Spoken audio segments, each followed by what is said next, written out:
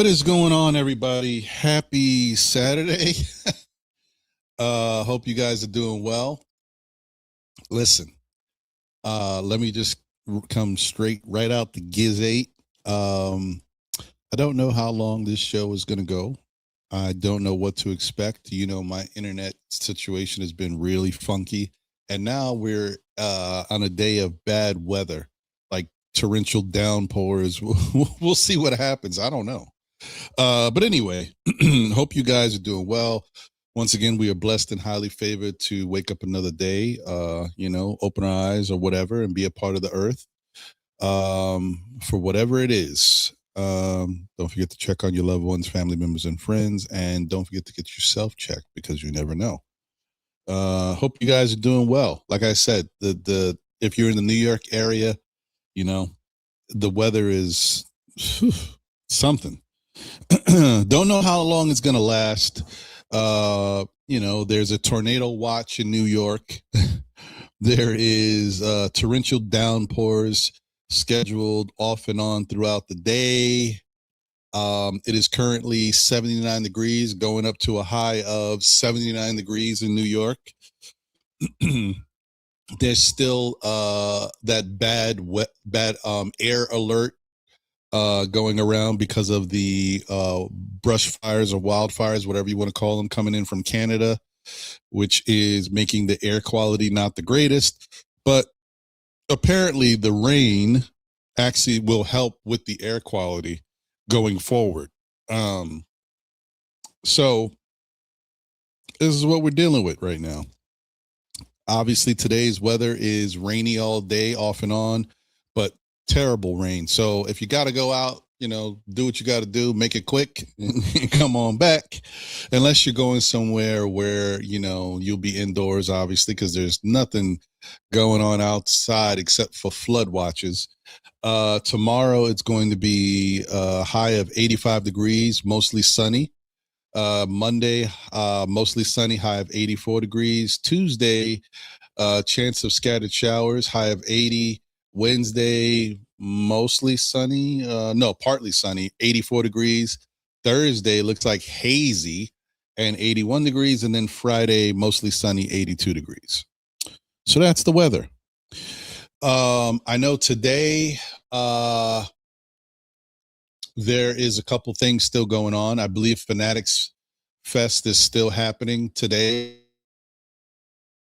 Jacob Javits Center. So if you are going out, that's a good place to go because you'll be indoors in a big place and you'll have plenty of things to do all day. So that's some place to go.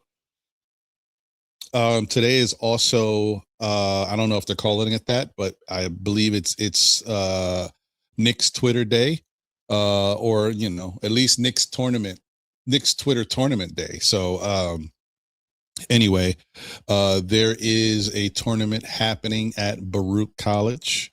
If you guys remember, not last year, but the year before, they did the first annual Knicks Twitter tournament. I believe Knicks Fans TV won that tournament. I was at that one. So they're doing another one this year. This one is a little bigger. The Roommates podcast has a team involved. So there was talks of Josh Hart. Is possibly going to be there for a little bit early because he has to be at Fanatics Fest later. So don't know if that's actually going to happen because of the bad weather. I don't know if he's actually going to make that trip. But yeah, that's what's going on. I was thinking about attending this one, but then I decided not to. Not because I don't want to see and support, but my whole thing is, I always feel like, for whatever reason, there's a little bit of a disconnect between the Twitterverse and the YouTube podcasters. So I just wish that we would be a little bit more all inclusive of each other. But I never feel that way. So I decided not to go, but it is what it is. I hope it's a great event. I hope everybody enjoys themselves and has a great time.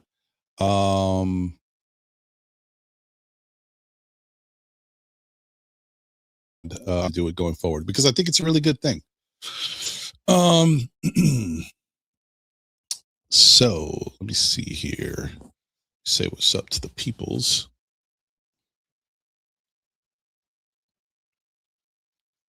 Shout out to Walter Blackman Jr., my guy, says, good morning, Ron, my Knicks family. I like our 2 draft picks plus the rookie center Robbins. Robbins is growing on me. I still don't know if his game right now translates to being an NBA center. I still think there's some stuff he has to learn. But can he learn it? Yeah. So, is definitely somebody that as a third string, it's not terrible. And maybe that's what the Knicks have to think about doing. I'm just still wondering what they're going to do with all the two-way picks and with that last roster spot, but we'll see. I definitely do like what I've seen so far from Jack Khalil. I think that kid actually has a good game. He's still a little raw as far as learning, how to, but that's the thing. Like, what is he? Is he a point guard or is he more of a 2 guard? Or he's like a combo guard, like a deuce? Just learning his role and how to be most effective in the NBA at that. So I definitely think that, but he's worth a look. He's worth a flyer. Like, if we had a spot available for him to be a part of the team, I would definitely give it to him because I think that's something I would like to see more of going forward. Obviously, Tyler Nickel, if you guys don't know, I like that kid. He has a type of game that I think can really benefit the Knicks. I think the size is great. I think he gives them, not only somebody who can shoot it, but somebody who's taller and can shoot over people is a good thing. It's a good problem to have. So. Doubled in the building says OG's put back play to complete the comeback win in game 4 will forever be etched in as one of the greatest plays in basketball history. Congrats, OG, and happy birthday. That's a fact. Happy birthday to OG. And I'm definitely happy that he got some recognition for that play through the ESPYs. That was dope for him. I'm sure he appreciated it. And it was a hell of a play. I mean, unbelievable. Chris Gotti in the building. Good morning. And by the way, also I want to say what's up to Double because I don't know if I've seen you in the past, but if you've been here, shout out to you. Thank you for being here. Chris Gotti, once again, good morning. Hope you're doing well. Wonder Woman's in the building. Salute, Wonder Woman. Hope you are doing well. Good to see you as always. Let's go. And thank you for being a member of the SKF Army. JJ in the building. What up, JJ? Good to see you. Says salute, Ron. First time I watched the ESPYs in a long time because I knew we'd win all the awards. We champs, baby. I hear you. That's facts. And shout out to you. Thank you for being a member of the SKF Army, as always.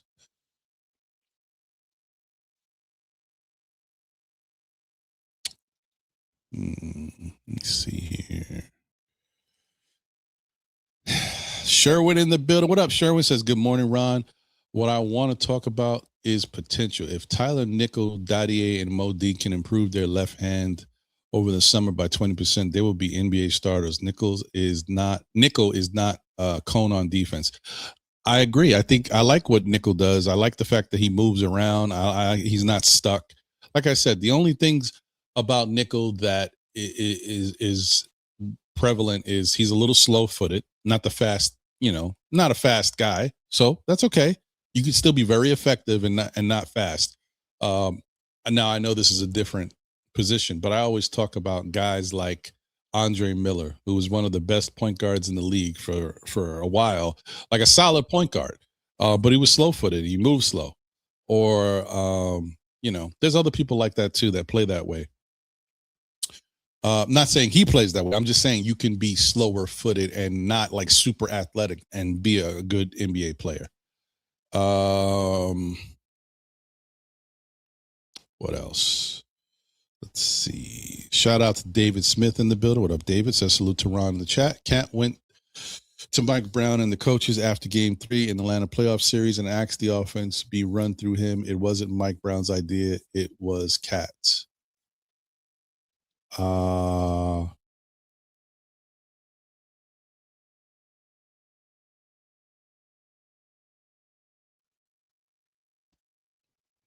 right. And of course, I could see my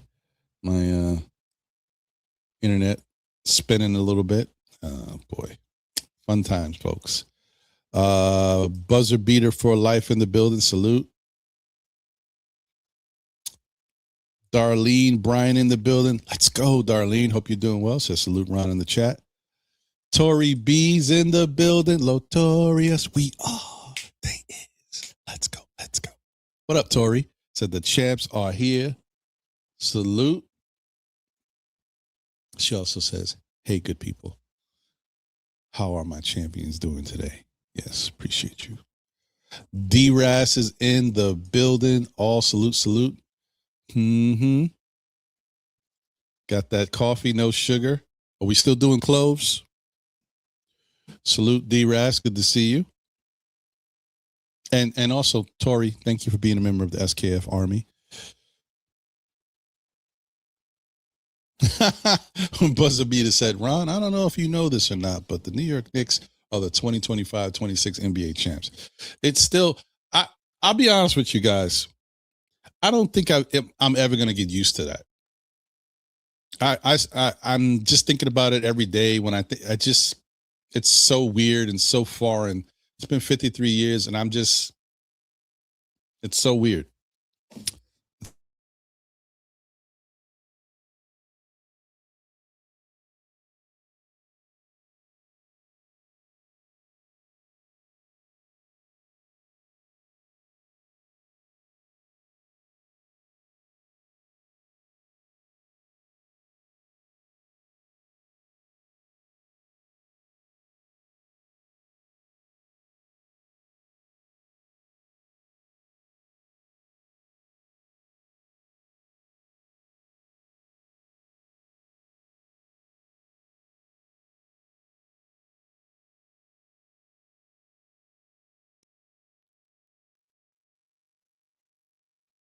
All right.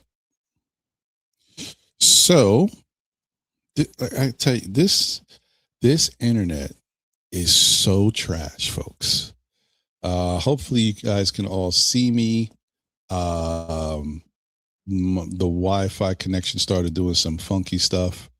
So it is what it is, folks. It's so bad, and I'm so frustrated that I'm actually using my phone. I've turned my phone on as a hotspot right now.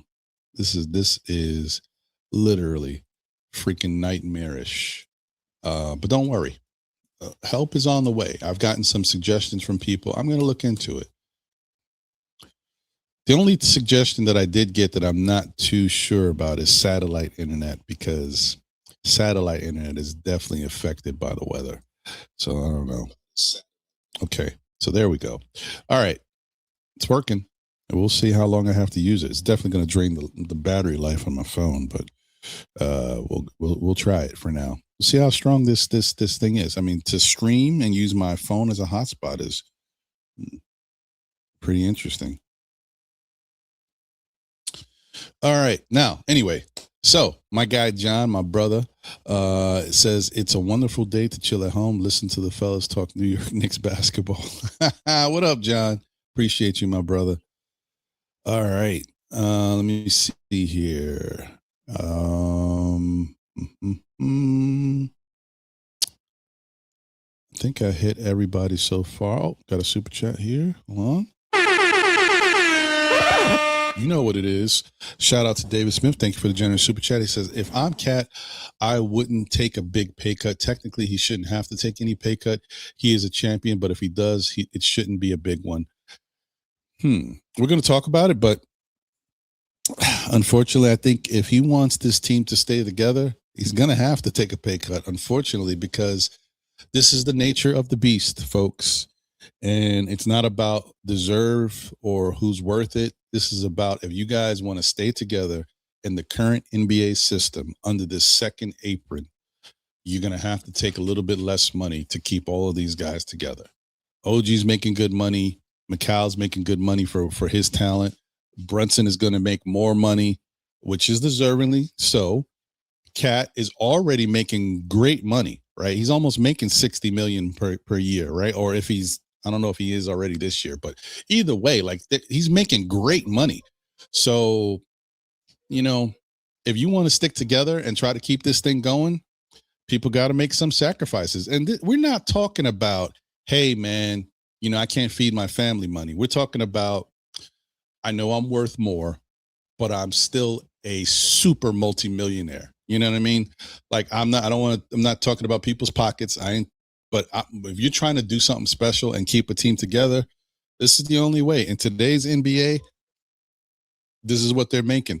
And I saw Adam Silver talk about the parity of the NBA and how he believes the structure and the system is working. And yes, they know there's been 8 champions and players have had to move around, but they like it.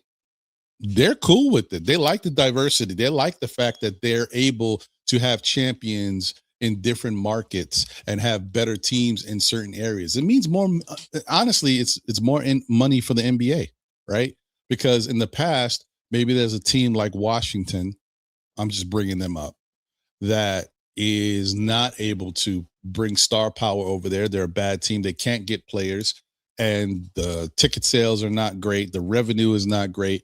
That doesn't benefit the NBA.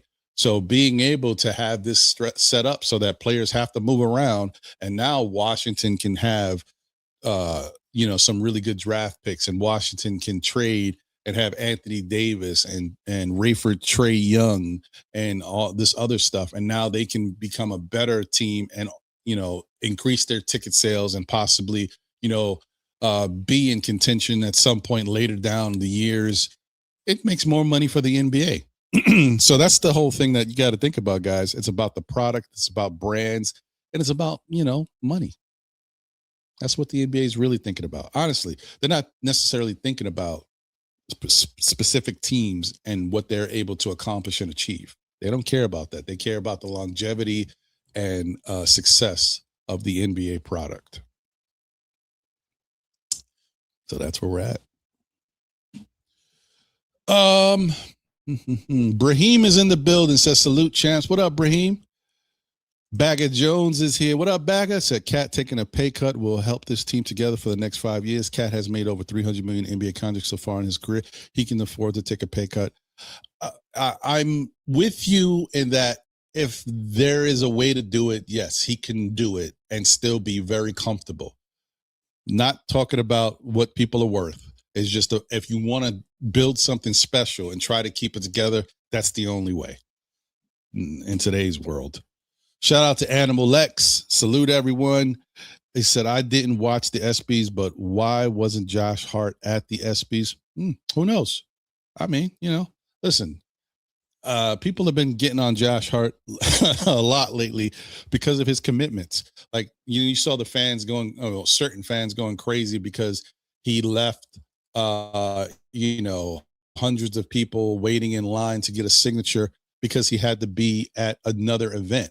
That is not on Josh Hart. That's on the scheduling people. And it's also on the people who set up the lines and did a terrible job of anticipating how long it would take for people to get signatures. To have that many people waiting in line to get a signature means you did a terrible job of estimating how long it would take, the timing that was going on, and the amount of people that you had in line. That's on the organizers. So it's not on Josh Hart, but I'm just throwing that out. This is not nothing to do with what Animal Lex is saying. Don't know, but it must have been a good reason because, Josh is everywhere that he needs to be. And he's always with his boy Brunson. So like, I'm sure he would be there if he could. Kerry Cox is in the building. What up, Kerry? Good to see you. Yeah, I know, Darlene. But hopefully I won't be freezing as much now. I mean, so far, me connected to the hotspot seems to be sort of reliable. So we'll see. Maybe this is the way. This is terrible, but maybe this is the way. And And you guys should know out there that some people, my hotspot is through my phone. My phone is Verizon, so I mean, it's just it's a horrible idea that I'm paying money for this and this is the service I get. Whatever. All right. Lonnie Meeks is in the building. What up, Lonnie? Said Knicks front office is good at finding young, talented guards. Why can't they do the same for big men? I mean, I just think that it's the opportunity to find somebody, right? A lot of the talented big men in the draft got drafted higher than the Knicks could afford. We didn't have first round money. If we wanted to try to keep our players that we already had. And then when you go to free agency, guys are worth money. They're not going to come to the Knicks knowing that they're not going to be the starter because Cat's the starter. Second, we made a move for Drummond, so they know they're most likely their third string, and we don't have a lot of money to offer. So I just think that it's just the amount of talent that's out there is just a little slimmer when you're looking for a serviceable big, and there's a bunch more smaller players, guards and forwards that are available. That's it, man. It is coming down out there, folks. You can hear it. It is loud over here. I mean, I know you guys can't hear it from my side, but it's loud. Shout out to L, damn it, in the building. What's going on, L? Good to see you. Yes, hope you are doing well as always. Oh, I got another super chat from David. Shout out to David once again. I appreciate you. Says, if I'm Cat, who is eligible for 4 years, 272 million, 68 million per year extension, I'm not taking less than 240 million for 4 years. That's a big enough cut. I mean, it may be. It could be. I think for the Knicks, it's more about guys taking less money at the start of, well, I mean, they can't really, but how they space it out to take less money at the start of their new extensions, because that's when the Knicks need the money since we're cash strapped. But, however they orchestrate that is very important, because say I'm worth 300 million. That's a lot of money. And I take 275. That ain't, I mean, you got to think about per year is where it really matters. That ain't going to help so much. Like, it's really comes down to what the Knicks can save per year, not necessarily the life of a contract. It's what they can save per year, because yearly is when they have to make changes and adjustments. So how much money can they have next year to make moves? And that's how we got to look at it. So however they do their thing, I'm not a books dude when it comes to salaries and stuff. So however they can finagle that and figure that out to keep everybody, hopefully they can work it out. Hey, shout out to Angel Torres. Salute, Ron Amigo. What's going on, Angel? I feel like I haven't seen you in a minute. I mean, maybe you've been around, but I just haven't seen you pop up as much. Salute to you. Hope you're doing well.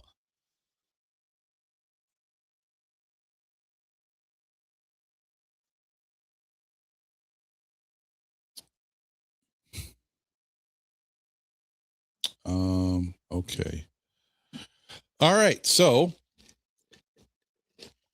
like I said, it's a torrential downpour type of day today. So if you got your snacks, got your goodies, you're home, enjoy yourself, enjoy your time off. If you don't have to be out there working, relax and get some rest.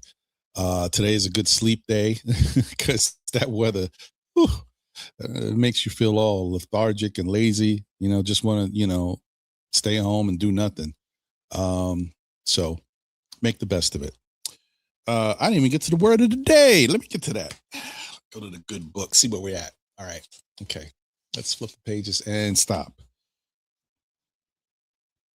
All right. This says, everyone and everything around you is your teacher. Everyone and everything around you is your teacher. I mean, this one is a little bit more self-explanatory, but I like the thought process behind it, which is true. You can learn from any and everything you are around. Life, uh, things, the evolution of the world, everything, people, animals. You can learn from everything, obviously. So, yeah, I agree. So I would look at that and say, "Uh-oh, got that emergency alert coming through on the phone, and I'm a watch." National Weather Service, a flash flood warning is in effect in this area until 3:30 p.m. This is a dangerous and life-threatening situation. Do not attempt to travel unless you are fleeing an area subject to flooding or under an evacuation order. Damn. Uh, okay, that's serious. That means these waters are coming down, folks. So yeah, be careful. And that stinks because obviously the Fanatics Fest is going on today. The Knicks Twitter tournament is happening. That may impact turnout for both events today. And I think the Knicks Twitter thing is something from I think 12 or 12:30 to like 6 or 7 at night. So it's like an all day thing. Yeah. Well, that's not great. And I know Fanatics Fest is all day. Uh, so yeah, be safe out there, people. If you got to go out. Um,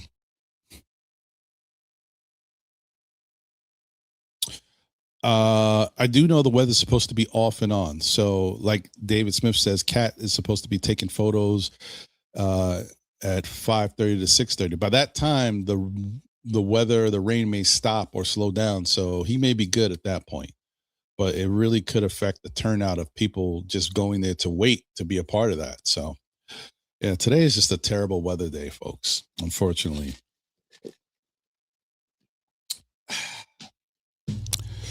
All right. So, like I said, I don't expect much, a lot going on today. I don't expect this to be a long show. But what I will do is I'll put the link out there just in case, either way. And I'm going to get into a couple things that I wanted to talk about while I have you guys. I appreciate y'all being here. Please smash the like button if you haven't already done so. Um, Shout out to Lena Franklin. I see you. Thank you for the like. Appreciate you. Um, let's see. Invite. Let's go. Okay.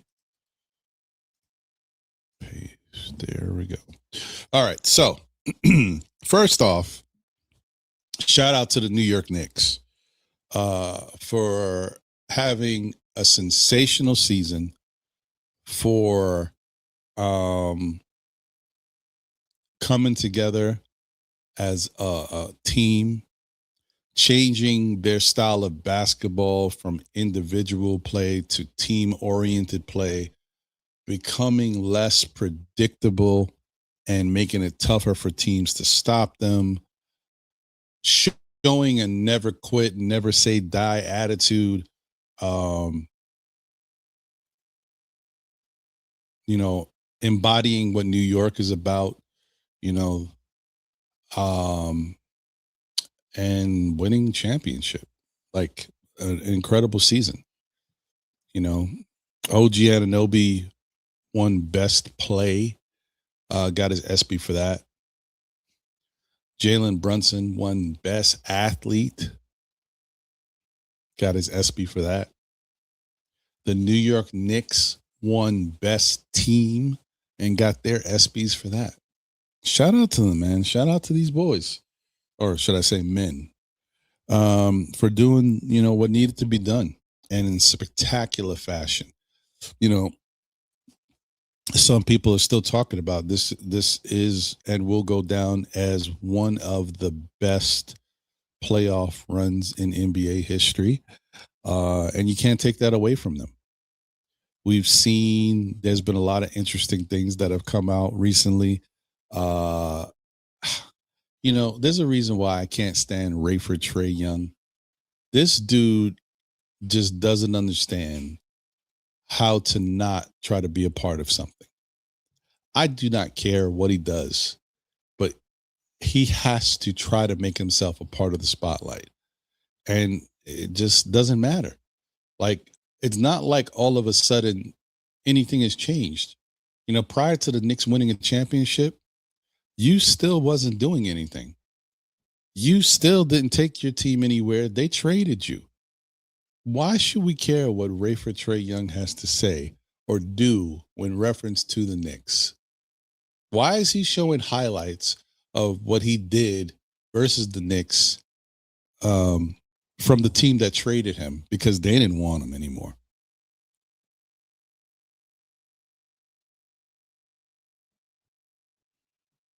That makes sense to y'all? I don't get it. Anyway, so it's just interesting to watch a troll be a troll and see who it affects. But the funny thing about it is, this is the first time I could say that I don't think people care what Trae Young is saying. Like, he could try to troll all he wants. Nobody really cares. He don't have that same level of villainism that he had before. Because to be a villain, to be a really good villain, you have to be good, right? And you have to make some noise on the basketball court. And I'm not saying Trae Young isn't good. He's still a very talented basketball player, but he hasn't been making noise recently on the basketball court. So that kind of takes away from your villainism, doesn't hit the same. Wemby can be the new villain because he's doing it on the basketball court and he's doing villain type stuff on the basketball court and he's still winning. And he was in the NBA, finals. So you look at it a little different. Rayford Trae Young, not so much. What else was interesting? I thought it was very interesting that I believe it was at Fanatics Fest that they were talking to Anthony Edwards, and Anthony Edwards came out and said that he was watching the NBA Finals intently, and he was reaching out to Karl Anthony Towns before every game and telling him little tidbits and things about the San Antonio Spurs and what they are weak at and what they like to do. I thought that was pretty dope. I mean, not only does it show that Anthony Edwards is a really interesting person, but also shows that, when he's down with you, when he's cool with you, he's cool with you. Like, he really does have love for Karl Anthony Towns, and he wanted Karl Anthony Towns to succeed. I think that's dope. So shout out to Anthony Edwards, man. I will say the thing about Anthony Edwards, he's not controversial. He just speaks his mind, and however it comes out, it comes out. But he's a real dude. I will say that. He hasn't shown me anything to say otherwise. He's always shown to be exactly who he is. Even whether he's talking about his stuff and doing and bragging a little bit, he does that. Whether he's being humble, talking about how we played Cam Reddish and he lit us up, and being honest about that, he'll talk about, like, I like a dude like that. I can't front. I gotta respect that part of him. So shout out to him. And he's very honest to the point where even if it comes out a little way, he knows that when he's talking about a teammate or saying something, that they know where it's coming from and how he means it. Like when he said about Cat in the playoffs and stuff, if Cat just stayed out of foul trouble, we're good. Like, telling your boy right next to you that, listen, that's all you got to do. Everything else will work itself out. That's honest, and you got to appreciate that, because it's like you're saying something negative about a player, but you're also saying it from a point of you can change that, and if you change that, we're good. And it's not like, like I said, there's something about Anthony Edwards that I really respect and I do like, and the fact that he seems real. So I think that's dope. What else? I know Jalen Brunson was talking. I mean, he was interviewed and he was talking about what it takes and what the Knicks team should be looking to do this season, how they have to be prepared because everybody else is better and getting better, and what they need to do to be successful again. Shout out to the captain, man, a real leader. Obviously, I think we've already talked about the fact that he was playing hurt in the playoffs, as far as having a broken bone or whatever in the hand, or the wrist, either way. And and he played through all of that and was incredible.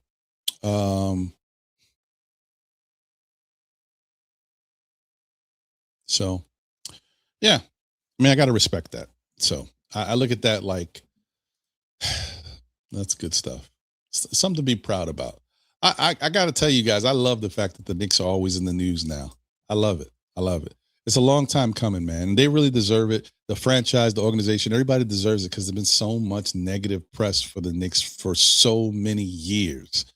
Why? And you could tell that people still hate. They can't stand the fact that the Knicks are on top. I don't blame them. It's different. It's different. I know y'all don't like it. It's great though. It is great. Um, we'll see where it goes, man. We'll see what happens in the media for the next however long before we get back to NBA basketball. But I want to go backwards a little bit because I do want to say that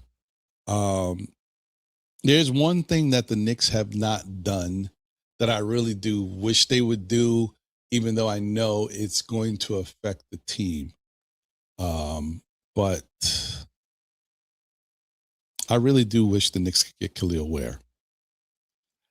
I just feel like if there's a time to grab a young, talented player now before things get too hot and heavy, I think now's the time. I'm not saying they can get him. I'm just saying if you could get him, I think now would be the time to get him. But there's still some unknowns, and not about him so much, but about who you would trade to get him. Pacom Dadier. Listen, guys. Look, I hate to say it. I like Pacom Dadier. I like his makeup, and I think he's a young, talented kid who still has a lot of basketball ahead of him. 20 years old. But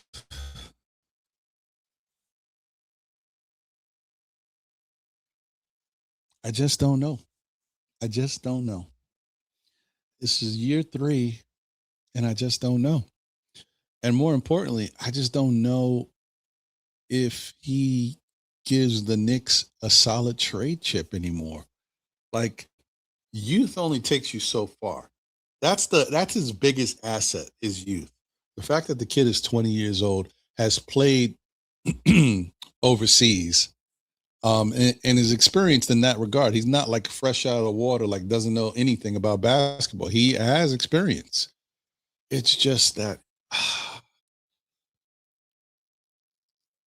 I just don't know, man. The aggressiveness and the consistency of his game is still a question right now. He's shown flashes. We definitely know he's talented, and we've seen he has moments, but I don't know if that looks attractive to another NBA team. Because honestly, I don't see it to be a part of the Knicks long term anymore. Sorry if there's anybody out there that loves Pacom and thinks he should be here long term. I just don't see it. And really, when it comes down to everything, why would you want that? Because who would he replace? You don't want OG going anywhere.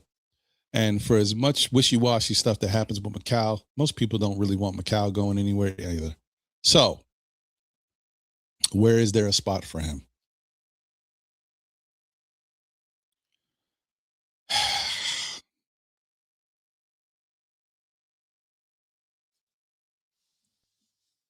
I just think the best thing to do for that young man is to trade him somewhere where he can be a bigger part of a rotation and learn how to play NBA basketball day in and day out. I think that would benefit him. And I think he, maybe being out there every day, getting solid minutes will help him become more consistent. And if he gets consistent, then somebody's got a decent player. You know what I mean? I'm not going to go any further than that. But someone can get a really decent young NBA player, and who knows what can happen. But like I said, right now, this marriage with the Knicks, it doesn't work because he won't get the time that he needs going forward. And he's not like a standout, this guy has to play type of player. So unfortunately, it is what it is. Kerry says, well, Pacome is better than McCullough, but McCullough's not coming back either. Pacome's still on the team because he's in the contract, but McCullough's gone. So, that's where I'm getting. You said it right. Pacome may be better than McCullough, but McCullough's gone. That just shows you the level of where we're at. Like, you're talking about Karl Anthony Towns, Jalen Brunson, Josh Hart, OG Anunoby, Mikal Bridges, Jordan Clarkson, Alvarado, Landry Shamet. That's 8 right there. Andre Drummond, that's 9. This is another year 3 of Pacome not having a place to play. At some point, you got to say to yourself, got to move on. Got to move on. It's good to have, backup. You never know what can happen in the season. People get hurt, and it's good to have some insurance. But if something, God forbid, knock on wood, if something were to happen to Mikal Bridges or OG Anunoby, do you think that Mike Brown feels comfortable saying, you know what, I got to go to Pacome?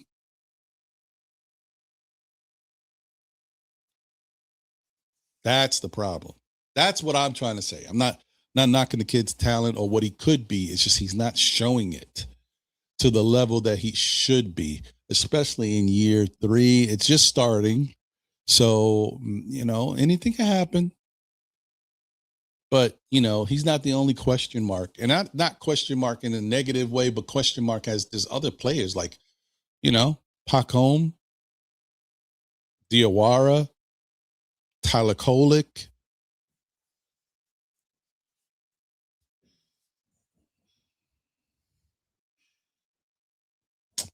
Stinks. It stinks.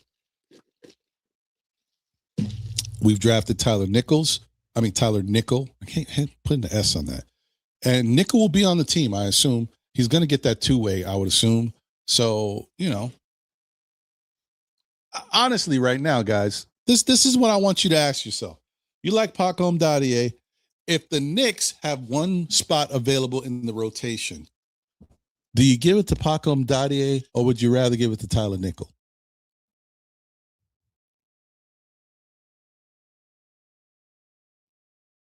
What do you guys think?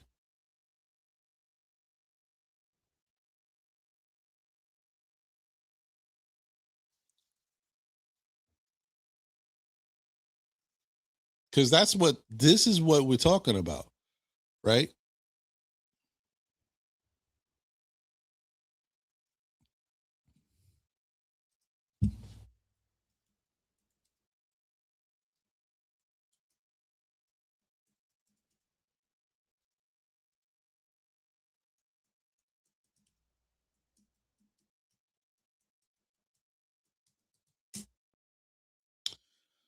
Hmm.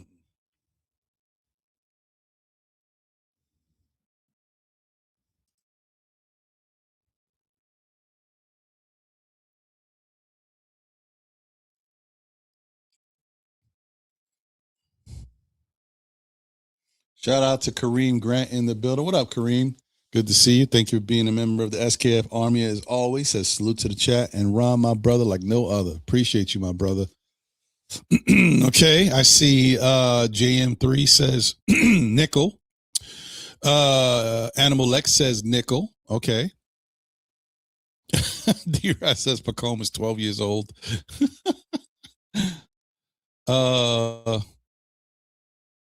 Mikal is Pacome's biggest fan. Yeah, Kerry Cox says, does McCullough get a championship ring? He does. Yes, he does.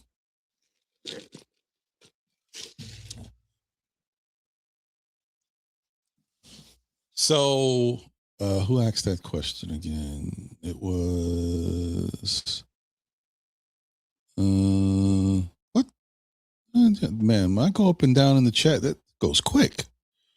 Well, oh, Bagger Jones asks, hey, Ron and chat, when is the picks we gave to the Nets for Bridges start and end? Well,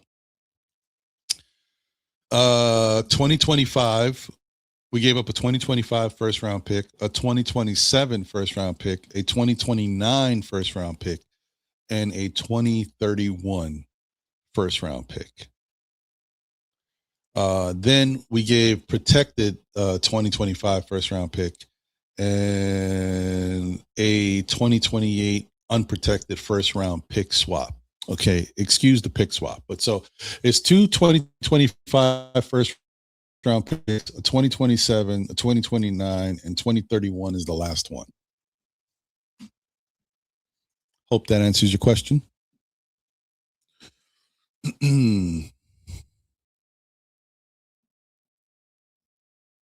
Walter Blackman says, give it to Nichols, right?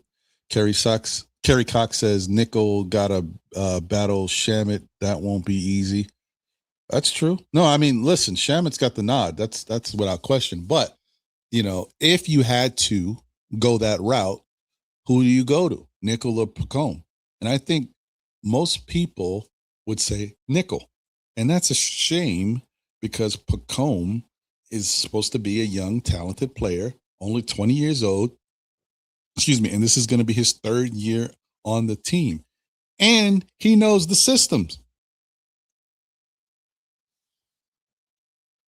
So that's like I said, that's my only issue.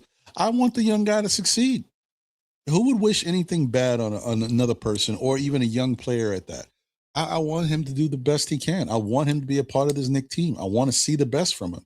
But if you're not seeing it and you know all of the things that are ahead of him, you know, you just got to decide.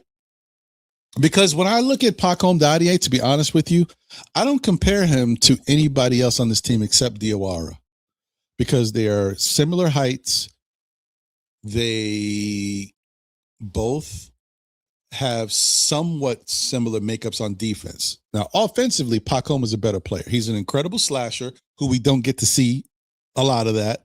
He is a really good three-point shooter when he gets it going. And, you know, he's got a decent layup package. I could say he can get somebody off the dribble here and there. He's not great at creating his own shot, but he can do it. But he's not great at it. So I would give him the nod over Diawara. So that's the thing, guys. Let me say this for y'all to understand. Technically, Pacome Dadier is better than Diawara.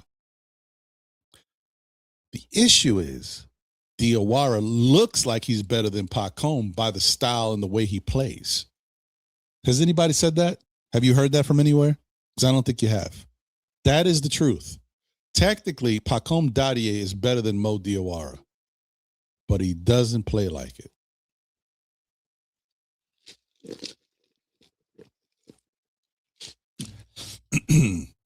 Because whatever you think Diawara does on defense, Pacome can do it too. And then we already said it. Everybody knows this. Skill-wise, Pacome's more skilled offensively than Diawara is. Now, I will say Diawara might be a better passer,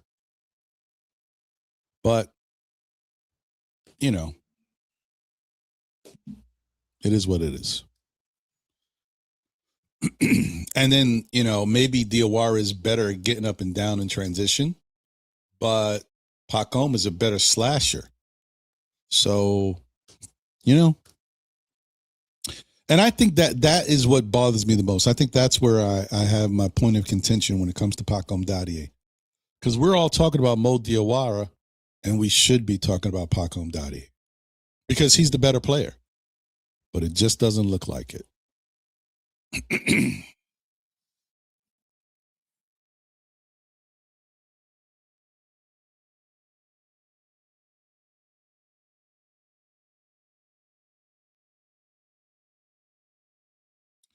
Walter says Nickel is a better shooter than Shamet.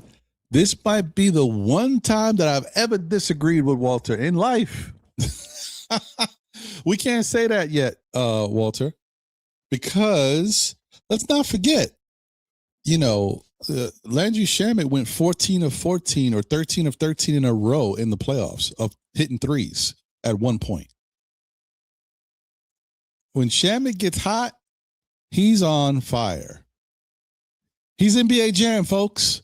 Now, he does have his moments where he gets a little streaky, though. No question about it. And we've only seen a small sample size from Tyler Nickel. And we haven't seen Tyler Nickel versus NBA defense yet. So, got to give it a little grace, and let's see what happens when he starts to play with the big boys. But we'll see.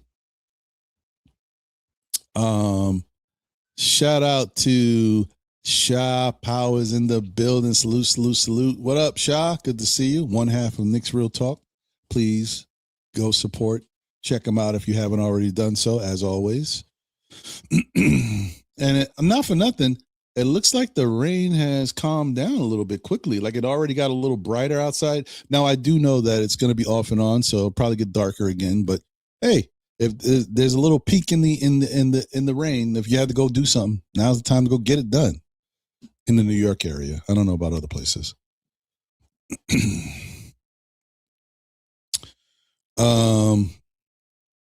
Doubled says the Knicks shouldn't hold on to Pacom Dadier. His window is slammed shut. Pacom Dadier biggest problem is that he isn't explosive enough. He's not athletic at all. No motor. Ugh. I hate the no motor thing because we got bad PTSD from Kevin Knox about that. But I don't know, bro. You could be right. I don't know. You could be right. It's a shame. It's a shame. Let me see here.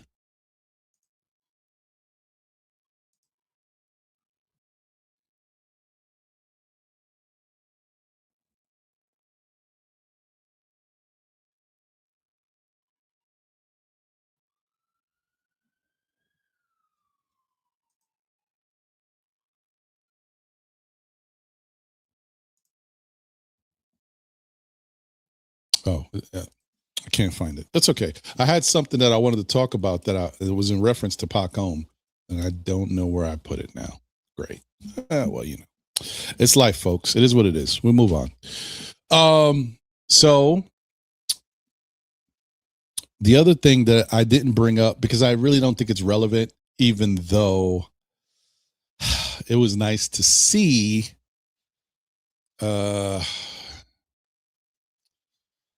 In the last Summer League game versus the Warriors, we did see something that I thought was very interesting.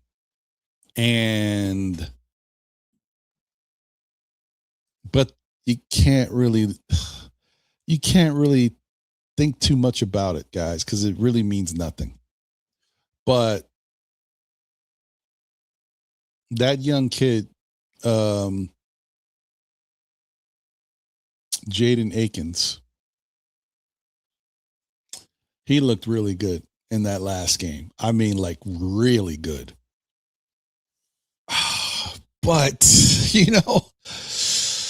But, like you can't, like he looked so good that when I was watching him, I was like, I know people are looking at him and they're going to already start looking at his movement and his footwork and his dribble. This guy looks like somebody else on the New York Knicks that plays point guard.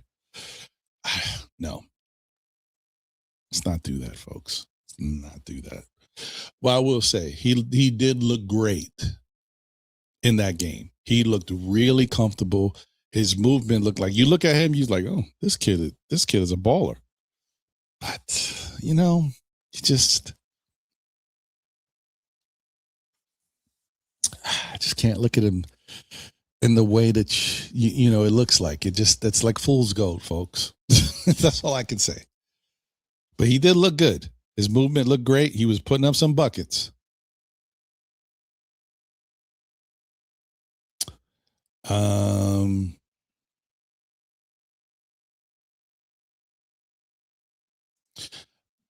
So Sherwin this is actually surprising. He says, I like our two rooks and Dadier. Dadier and Nickel needs a better handle. I am actually kind of surprised that you still like Dadier because you're so like on the defensive side. Okay, I get it. He's still, he was still playing good defense. But I'm surprised that you're not more disappointed in his level of growth by, at this point. Because I know, sure, when you kind of tough on these youngins, but yeah, I don't know. Animal Lex says Jack Cahill has some skills. If he puts the work in, he could be good. I think so too. He's tricky, man. Like his game is interesting. If he can stay consistent, he is like he's one of those guys that you trade or he winds up on another team. You're like, damn it, we let that one get away.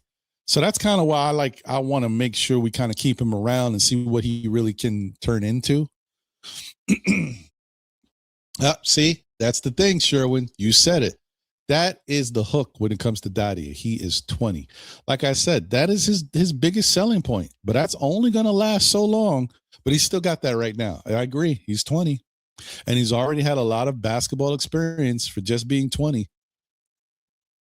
It's got to pay off somehow, though. I mean, look, if you take these two players side by side, you tell me who's better. Pacome Dadier and what you've seen throughout his youth and his European play, and you take high school and college Cam Reddish. Who's the better player? Who would you rather want on your team? Right? And then after you think about that and say who you would rather want on your team, then you tell me how either one of those guys has panned out so far. That's the problem. No matter how talented you are or what potential you got or can show, it's about what actually translates and what we see on the basketball court day in and day out. Cam Reddish is a bucket. But,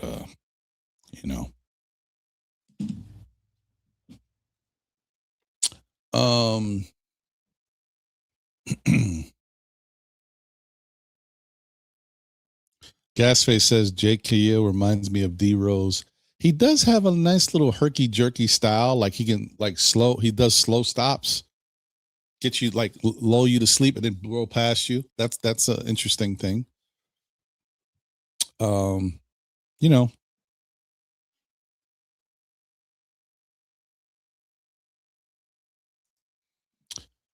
So Sherwin says Dadier is better offensive. Come on, man. I don't know. Sherwin says Reddish didn't want to shoot. Yes, Reddish didn't want to shoot in the NBA.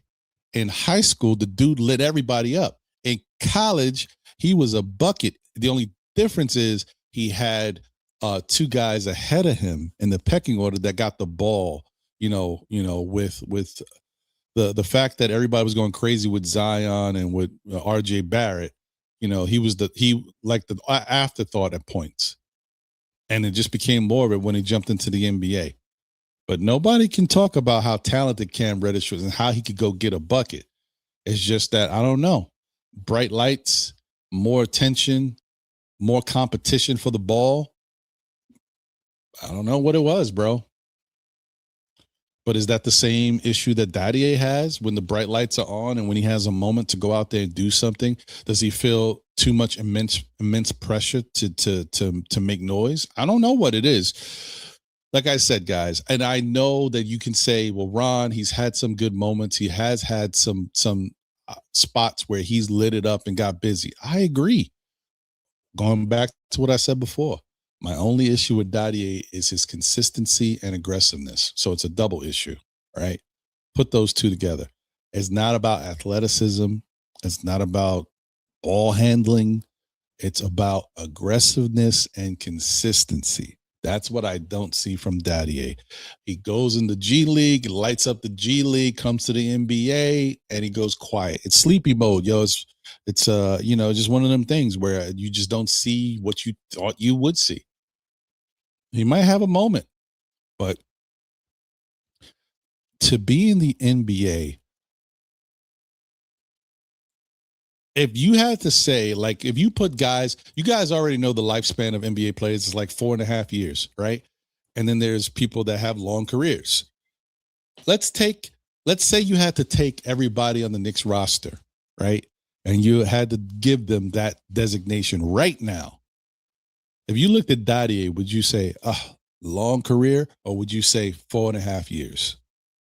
That's the problem. And don't tell me you'd say long career, because I know you'd be lying.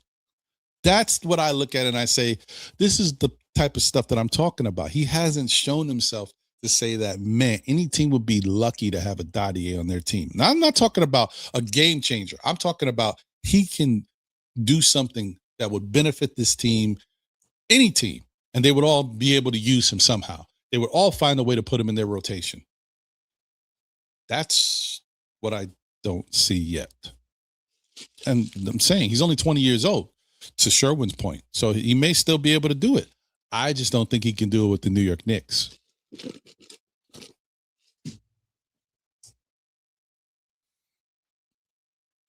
Shout out to Nick Nation in the building. What's going on, my brother? Good to see you. Salute. And thank you for being a member of the SKF Army. Says salute, salute, salute. And Ron, my guy, let's hit the like button and show support and love the show. Let's go, champs. Let's get it.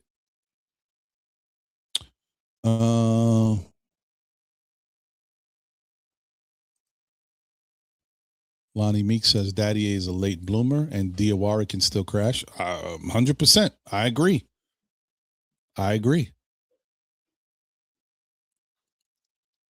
We're gonna have to see how it all plays out. Like when everything is said and done, because people are looking at Diawara's summer league and saying, "Oh, I don't know, I don't like what I see here." These guys said the same thing about Tyler Kolek, and we know in the end, Tyler Kolek proved to be exactly what he's been so far. But when the lights are on, when NBA games start playing again, we'll see what Diawara brings to the table. And it doesn't matter what he brings to the table. In my mind, I'm still going to know that Dadier should be the better player. It's all about what it looks like when they're playing the games.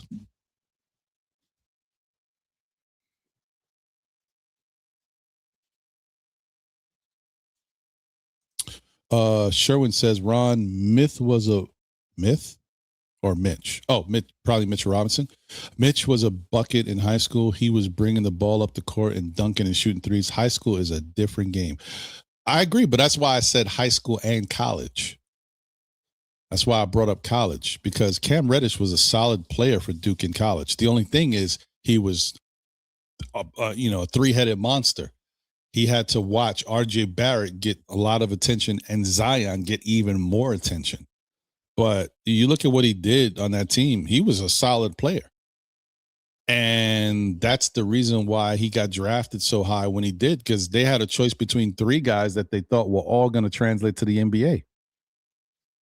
So, some people were even saying, if you guys remember right before the draft, some people were saying, like, everybody's worrying about Zion and RJ. You really should be looking at that kid, Cam Reddish.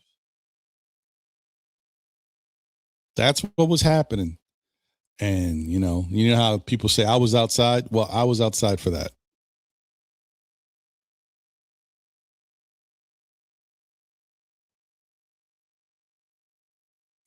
It's just, the one thing about age and life is that hopefully you can remember all the type of weird things that you come across. This has nothing to do with anything, guys. I'm just bringing this up just because of why not. I was watching a video earlier on X, and it was a Drake video, right? It was crossing my timeline. Somebody had said, why the hell would Drake, and it had nothing to do with the song. Nobody cared about the song, nothing. It's just, why would Drake have a video rapping with, and Justin Bieber was the person acting like Drake in the video? And it just makes you think about how people just were not around, or they don't know, and then they don't care to know what is going on. Drake had Justin Bieber in the video because we were dealing with COVID and Drake was in Canada and they were not allowing people from other places to come into the United States. So he couldn't shoot the video for a song that he did on DJ Khaled's album. So he asked Justin Bieber to stand in and rap in the video for him. And this is the type of thing that, like I said, it has nothing to do with anything. It's just about when time passes by, you get people who forget things, and then you get new people that weren't around when that stuff happened. So they don't even know. And that's the same thing that goes with guys like Cam Reddish, who was super talented, and really people thought he might take the NBA by storm. People thought he was in the shadow of Zion and RJ, and people thought he might be more talented overall than both of them because of the fact that he could dribble, because of the fact that he could slash, because of the fact that he could dunk, because of the fact that he could shoot. And he was known for putting up big points. You know, they look at that and say, that's a game that translates to the NBA. But did it? You know, I see where you're going, though, Sherwin, but I'm not really focusing too much on high school. Sherwin also says, Ron, in the NBA, sometimes a coach has got to give a player to go off. Some players are looking to fit in and not take over. Daddy looks to fit in. I can agree with what you're saying, but a player that fits in has to excel at something. I'm going to give you another example. You talked about fitting in, right? Well, if I told you, and you guys know this story, so most of you should know this story. This is not crazy. If I told you who was the better offensive player, Patrick Beverley or Pacom Dadie, I would assume most people would say Pacom Dadie. But Patrick Beverley averaged 18 points a game in college. And apparently he had a really good overall offensive game in college. He could do a lot more than we was doing in the NBA. But he was also a really good defender.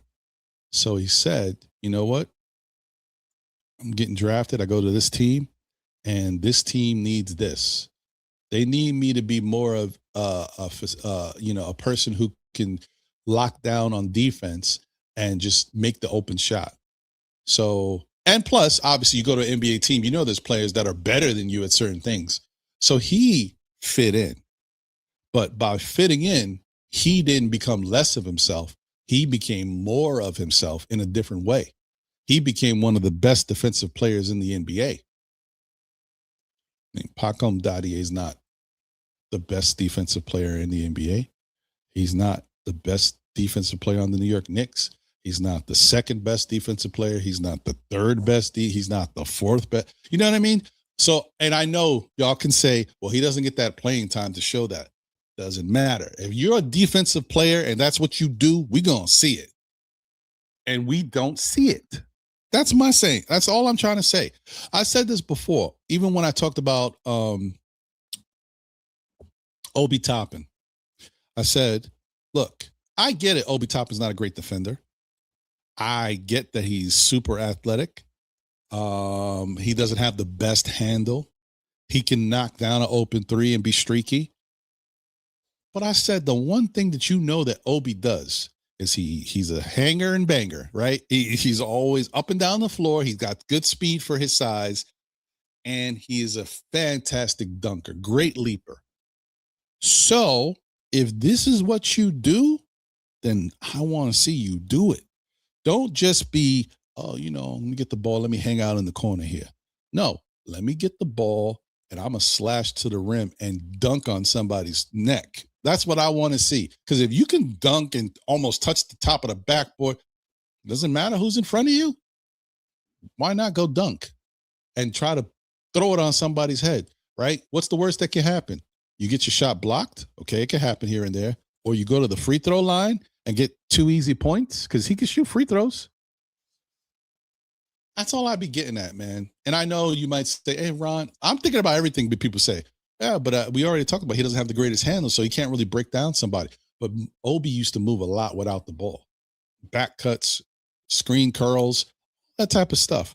You can get yourself to the rim, and then somebody just got to give you the pass and go boof it on somebody. That's all I'm saying. You're a dunker, and that's what you do, then do it at the highest level. And I say this because I've seen this. I've seen the guys back in the day, the Harold Miners of the world, the Corey Maggettys of the world. I've seen those dudes slash to the rim and dunk on people. So anyway, that's all I'm trying to say. I just want people to, if you're going to do something in the NBA, focus on something and try to make yourself the best at it. So that way you make a name for yourself. That other stuff can come down the line, right? Once you are into rotation and get good playing time, then you can start doing the other stuff that you're good at.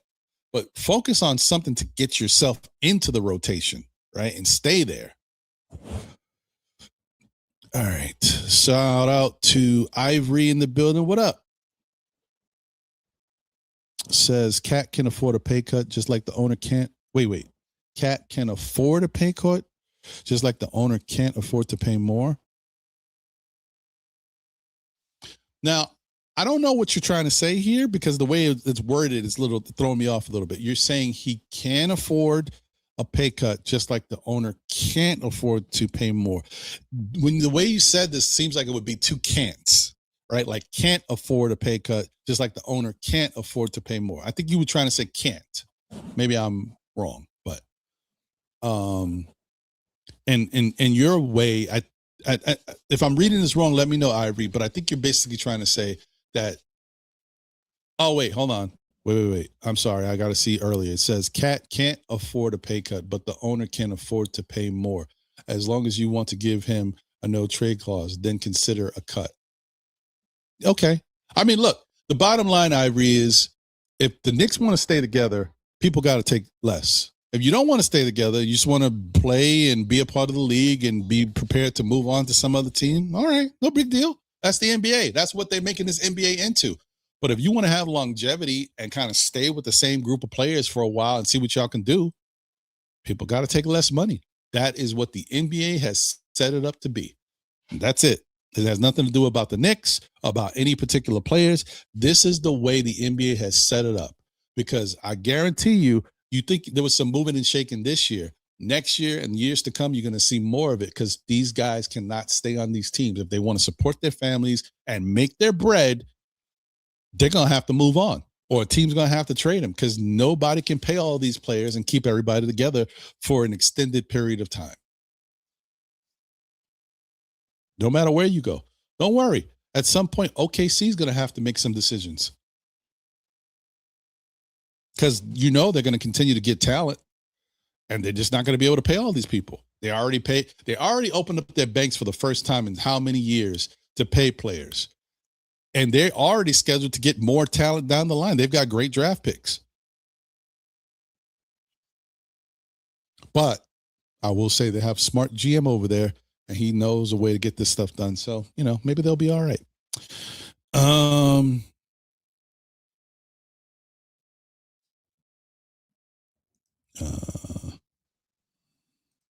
I hear the thunder happening again, folks. And I hear the rain coming down again. It's back. That didn't take long. So isn't it interesting? And I haven't seen any intermittent issues with my internet ever since I switched to my hotspot, my phone hotspot. Isn't that crazy? Wild stuff, folks. Wild stuff. All right.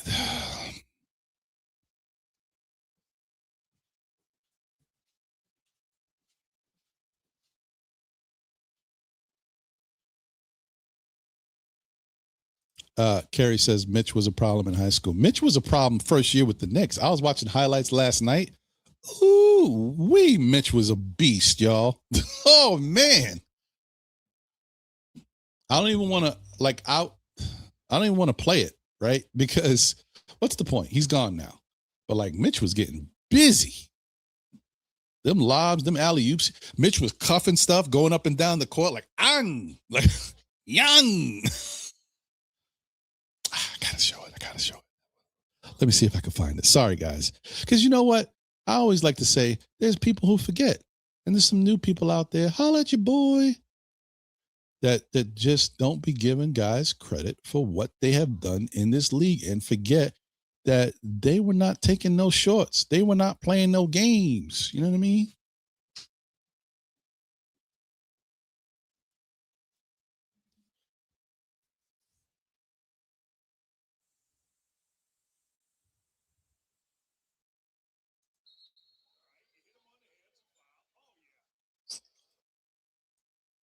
Yeah, here we go. Look at his face, yo. He's mad young here. Hold on. Let me see. Let me see. Let me see.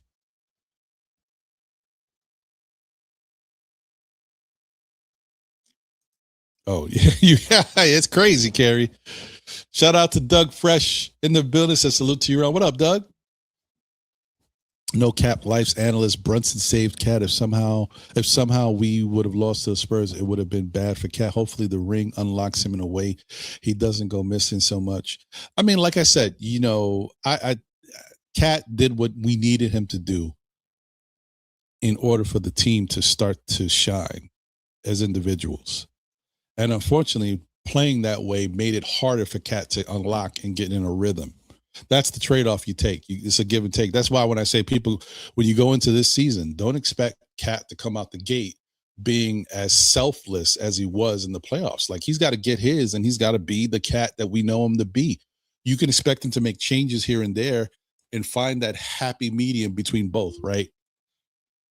Hopefully, that's what you hope for.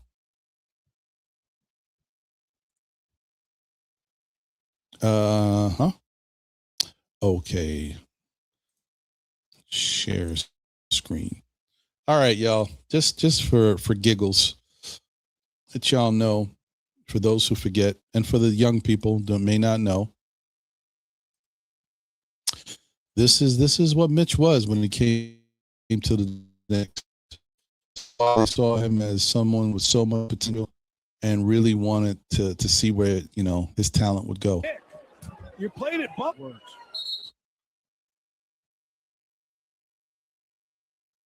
Look at him moving, yo. Look at Mitch blocking 3-point shots. Ew. Look at him flying, yo. Look at this.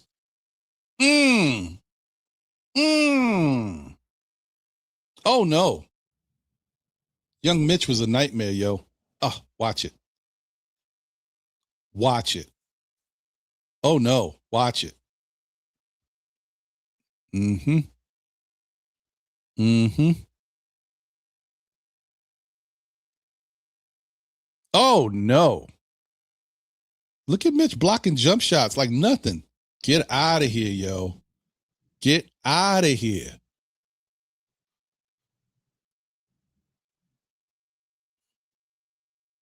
Look, Mitch was ridiculous.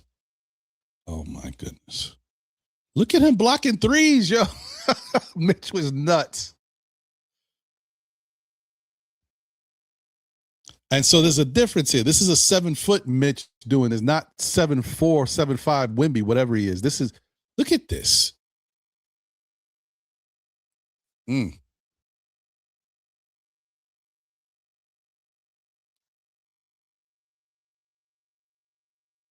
Oh, no.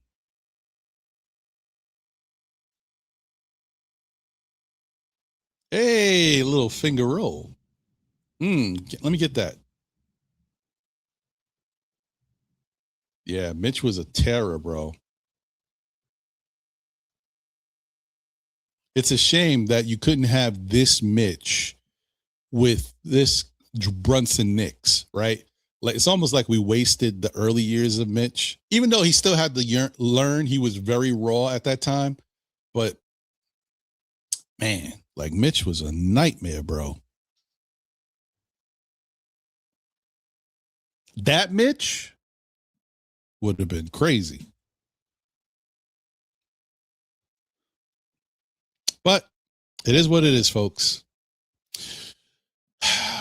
No more Mitch. Shout out to Ribby in the building. What up?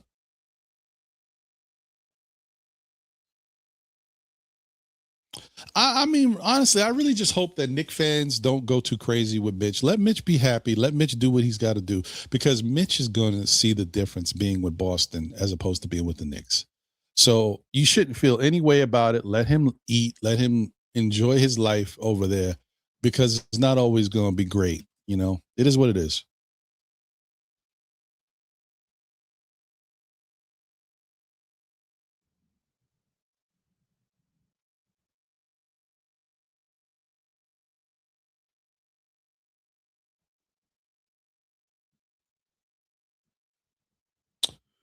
Um,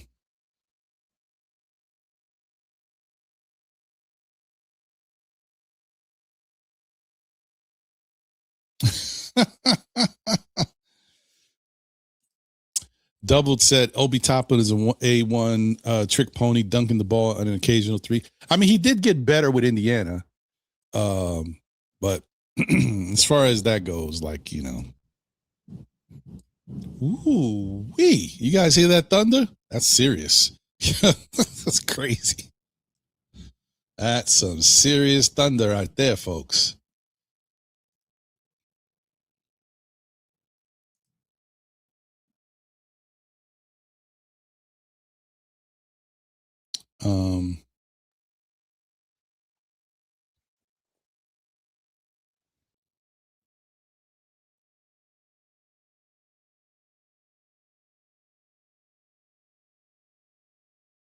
Um, sorry, I'm just clicking through, seeing if there was anything about the.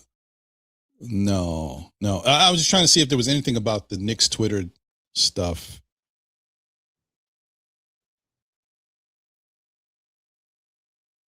Uh,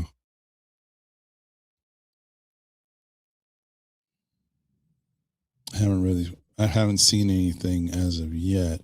I don't know if Ben Stiller or anybody else is gonna pop up over there in support because I know he was there for the first annual, so I'm not sure. Um, hmm. Well, okay, maybe there'll be some pictures and stuff, you know, down the line as the day goes by. But either way, so wait a minute. Now, hey JJ, I hear you, brother. I didn't say cheer for him. I just said wish him the best. That's all I said. I'm not cheering for Mitch in no green uniform either. Um.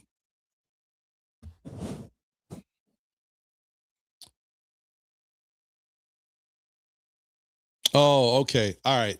Thanks for the update, David. Look at you, knowing a thing or two about a thing or two. Um. Yeah. So Animal X says, "I'm glad Mitch got his bag, but he's in Boston now. He's the enemy now." I hear you. I hear you. I get it. I get it. Um. Yeah. All right. Well, so the last thing I want to talk about, because like I told y'all, I don't want to go too crazy and talk about a bunch of what ifs and all this stuff. The last thing I want to talk about is spend a little time on is the Knicks themselves, the game plan, the style of play, right? We saw that the Knicks went to a more um, open-ended offense.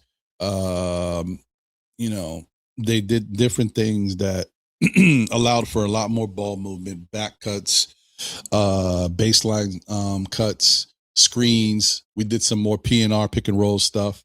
And I like the fact that the difference with this Nick team is we did pick and roll stuff with other players because that's what I've been asking for a while. Not just a pick and roll with Jalen Brunson and Cat. We did other pick and rolls, right? Which is good. And it wasn't not necessarily just dribble handoffs and stuff. We actually did more movements, more movement plays. And actuality, if you put to, if you put together a montage of all the different sets and different things the Knicks were doing throughout the year, it looked great, man, incredible. The Knicks were doing a lot of different things, and their embedded movements that they were doing throughout the games Very nice. Very nice. So, I hope we continue to see more of that. And in year 2 of the offense, a more comfortability, because now the guys know what to expect from it. Now they know their role and where everybody has to be. Especially they saw how it could play out on the biggest stage in the playoffs and in the NBA finals. They got to witness how it works and what they need to focus on. And so I expect even more of that in year 2 of that offense.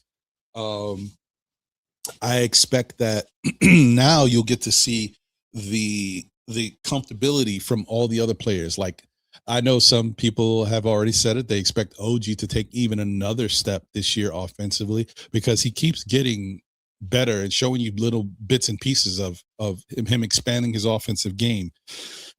So I expect more of that. What I really hope for is that uh, somebody like Mikal Bridges can just have a really locked in offensive season from beginning to end, right? You still get bits and pieces of Mikal. You get moments and flashes, of good play. And then, his play is off, and then good play again. And then it's off until we get to the playoffs. And then we start to see maybe the most consistent parts of Mikal Bridges' game. I just want to see more of that throughout the year, like more consistency from him. Um, I want to see more consistency from Cat on the newfound role of him being a facilitator and an offensive player at the same time. Because I think anybody would struggle with this, especially from a center position. But being able to take a back seat to let other guys get involved and pass the ball, and then still be able to try to find your own shot when it's time for it. It's hard when you don't have a rhythm. So I hope Cat can get more of that. They can figure out ways to get Cat going. Maybe they got to figure out ways to get Cat going early, a la what they did. And I said this before, what they used to do with Julius Randle, how they used to get Julius Randle going in the first quarter of games. Maybe they got to figure out better ways to get Cat going early. So then when they do use him as a facilitator, he's not cold. He's not like he doesn't have a rhythm, right? You can lose rhythm, but at least if you have it, it's a little easier to get it back. So yeah, that's what I hope for that. Jalen, I would say, continue to do what he did, throughout the playoffs. But and then the other thing too is, remember we were talking about how Jalen's game, he had to learn how to be, more unselfish, should I say, and letting other guys get involved. And he showed that he could do that, but then he ran into some problems struggling with his own offense and losing his rhythm.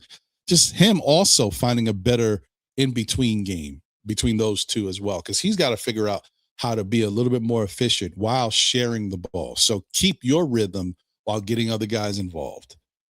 So yeah, there's some things to look forward to and hope that these guys can get it together with regards to that. Outside of that, just hope Josh can do what Josh does, right? Hope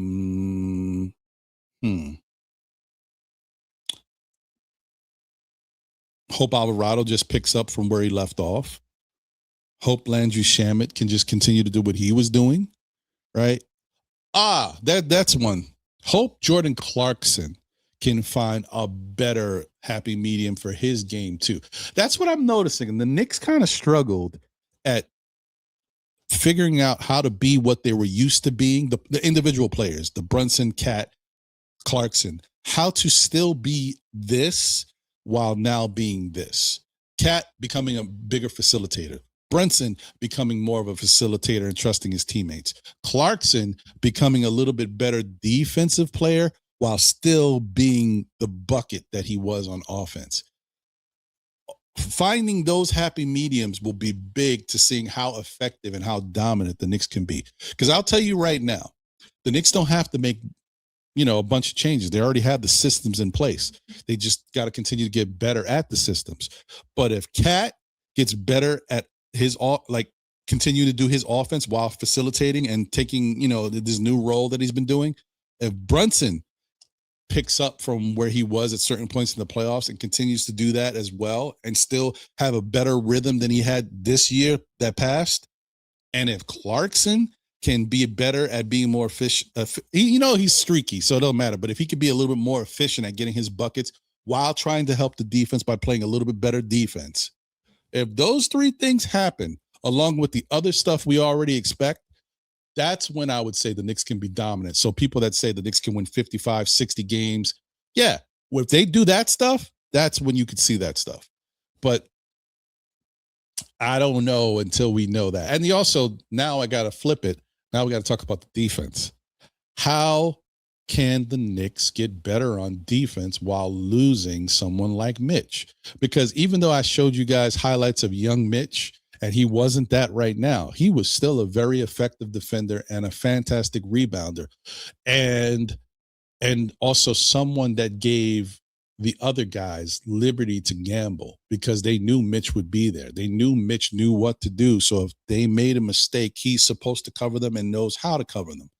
We don't know how this is going to work now. And we got to see how it all turns out. We can hope that Cat's there to recover and help guys out. It's a lot. It's a lot on Cat. It's a lot on Cat, right? Because Cat also has to be a huge part of the offense.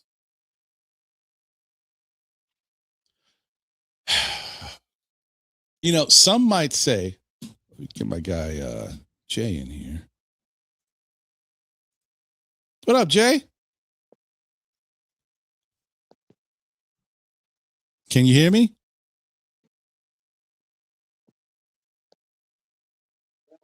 Oh, maybe not. I'll come back to Jay. I think he's getting it right. So,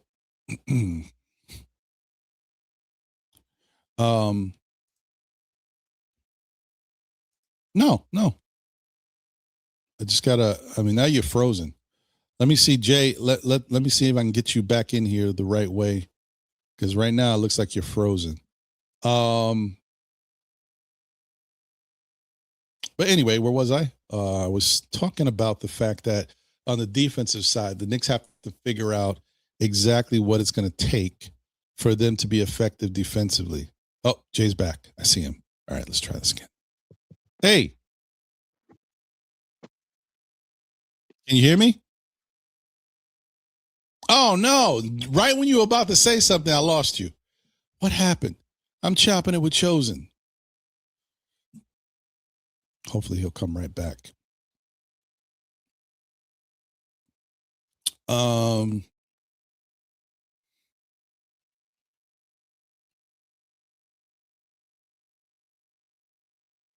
Kerry says Drummond needs to lose a few pounds. Mm-hmm.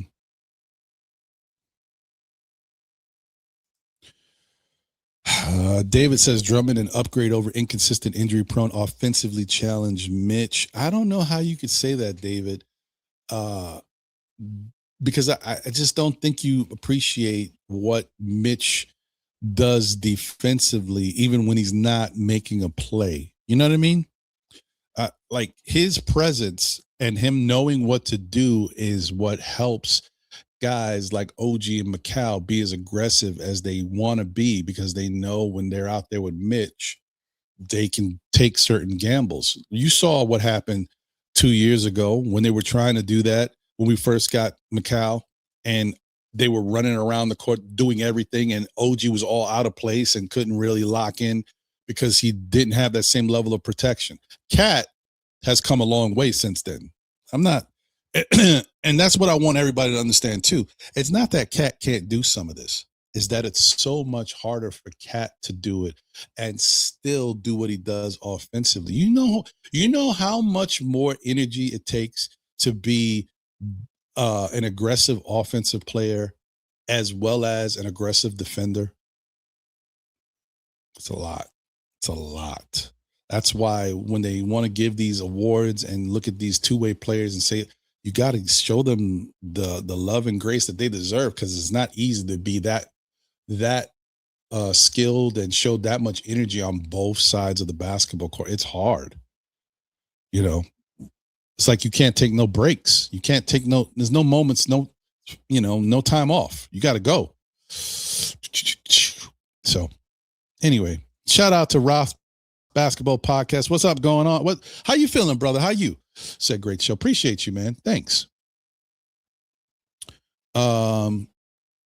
Robert is in the bill. Says Peyton Pritchard at the 1, Derek White at the 2, Paul George at the 3, Tatum is at the 4, and Mitchell Robinson's at the 5 with a deep bench.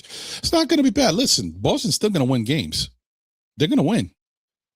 I don't know how good they'll be as far as championship contending, but they're going to be, they're going to be good. They're still going to make noise.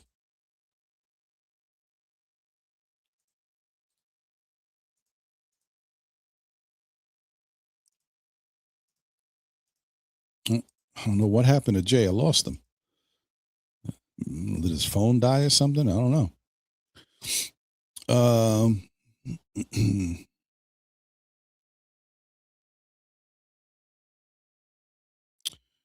right.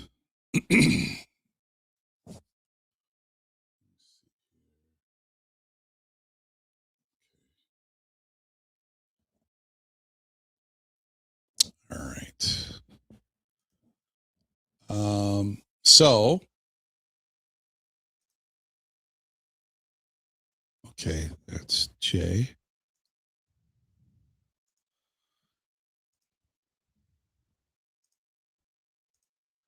Jay. Yes, sir. There he is. Okay. There he is. It was my fault. It was my fault. Takes a big man to say that. Appreciate you. Ron didn't do this. And neither did Mitch. Even though I'm mad at him. Yeah, what you were just saying just now was it's almost like Mikhail. During the playoff run, we were like, he wasn't really offensively major, right? But every other person that he locked down never heard from them. And they were supposed to be offensively major for their team. Mm-hmm. So when you have a player like that has a specialty, you might not appreciate it as much or see it even. But I think that, in Mitch's case, I think that Mitch has a for some reason it's to me it's a little bit I don't know, and it's okay, and like I'm not. I hope that I know that it's gonna ruffle feathers, right? I don't understand the extreme Mitch club, but I do, and as time went on, I did understand the necessity of Mitch the defender, Mitch the commander of defense, right? Vocal, moving people to the right spot, being able to get out to the line, come back to the rim, at that height. That's pretty special stuff. I think it was because he had such a lack of offense that you couldn't see how great he was at defense. And, you go back to days, and I'm not comparing them, believe me. Rodman was a special dude. But I remember Rodman, 24 rebounds at his height or some wild stuff like that. And he would get a layup, and he would jump up and down and pump his arm for that one layup and stuff like that. But you knew that he was changing the game. His presence on the court was changing the game. So, in that category, Ish was kind of like where he was. But now he's the ops. So. That's true. Sucks, man. And like, how your players move on, and I don't know, back in the days, the newspaper came out, you would check the box score. Now you go on the phone and check the box score. I don't care what he does. No, I can't. So it stinks. I get it. I get it. It's gonna take some getting used to, but you know, the NBA is a business, and we have been fortunate, unfortunately, to not have to see so much of this because we haven't been in the mix. So if players were here, they were here for a while because we weren't good. And if they left, we made a trade to get better players, but we never had to really worry about being good and losing good players, too much. I mean, it's a new phenomenon for the team to get used to this happening, and especially someone's homegrown. So it comes with the territory. Well, I think that's it, right? That's like that's all sports. You get a guy that comes up through your system. I mean, and I'm gonna get it, and I know who particularly is gonna feel this, but like, I also don't get the Miles hive. Like, yeah, he could shoot, but he bounces when he dribbles. He's not really a point guard. He's you know what I mean. So when they had him backing up as a point guard, like, he's not that dribbler. He's a good 3-point shooter. But he came up through the system, and I think when you watch people come up through the system,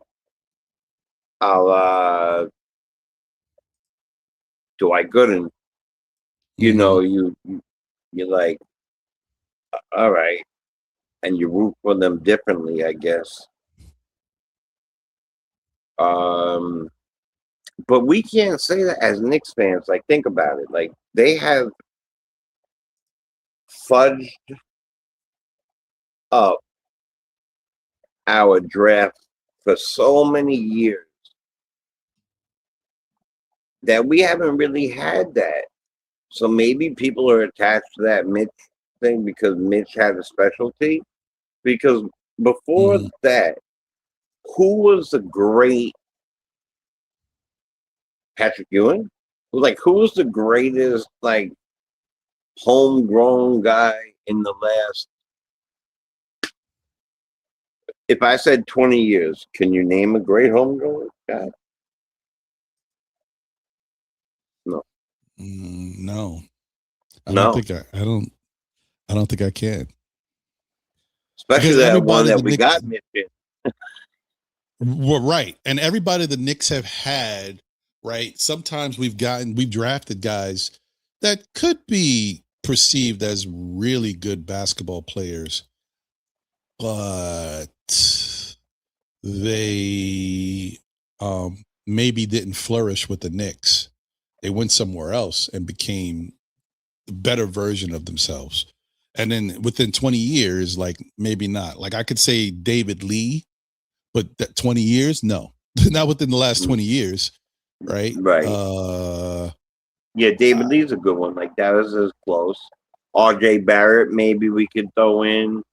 But he's still not that great. That's the thing. I don't know if I want to say RJ, but I loved RJ, but I don't know. That's tough. Like, and he wasn't great either, Marcus Camby, but even Marcus Camby, when we drafted him, I could be wrong. Hold on. I always get confused about Marcus Camby. Did we draft? No, I don't think we drafted Marcus Camby. We got him really early. I don't know if we drafted Camby. No, I think we did. I thought he came up that same year that we went. Hold on a second. I don't remember if we drafted. I always feel like we did, but I'm like, Camby's tricky. Camby drafted. Camby was a rookie I thought he was a rookie that year in '99 when we were playing the Spurs in the final. No, he was drafted by Toronto. Okay. Yeah. We just got him really early, but no. Yeah, just like I said, he was drafted by Toronto. Appreciate you guys. Thank you. Shout out to Kerry. Yeah. Appreciate you. Yeah. Yeah, so Yeah, that's the yeah. thing. Like, we haven't really got success when it comes to drafting somebody that's turned into be something like that. Yeah, this is true. And like Patrick Ewing was a no doubter, but Right, we right, haven't had a lot of that. right. I mean, We could have had Mark it. Jackson a little bit. Yeah, but I always go crazy about that, bro. You know how long Mark Jackson was a Knick? Like, it's It just, was like 3 years, right? Something like that. yeah, dude, it's like crazy to Yeah, me. He was rookie of the yeah, I year with the know. Knicks, and like it's so weird. Even Rod Strickland was only with the Knicks 1 year. That's It actually nuts. pisses me off, to be honest with you. I got to be honest, because when we got Pat, then I thought Mark Jackson and Rod Strickland was so special because, like, for me, before even seeing Hardaway, the senior, uh, Strickland's crossover and his handle was banana cakes. And Mark Jackson's ability to command the floor was also special. Mm-hmm. That's why you get picked the way you get picked. And now you have a big man and a point guard. And back then, the big man back to the basket. Plus, Pat was very special. Could shoot the rock. People don't know this, but he could shoot the three. He wasn't always shooting the three, but he could hit the three. He was really great from the 18, especially from the the corners. I can see him now jump. The legs are like scissors. And yeah, but I think David Lee is a good call. I think that David Lee. I mean, it's funny too. They get rid of these guys and they all went and won a championship. Not the newer guys, but back then, Right. that David Lee Zach Randolph team could have built around that, but they got rid of all them because they thought LeBron was coming here. So That's yeah, true. I mean, we got Kevin Knox the year.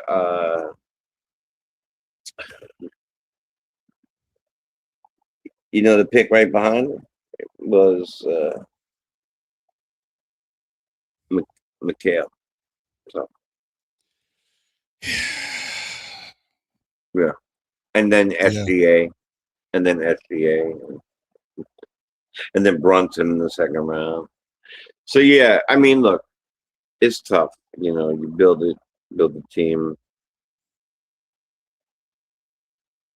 But I like what they did. I like what they did. They brought back the core pieces. They brought back some pieces. Uh,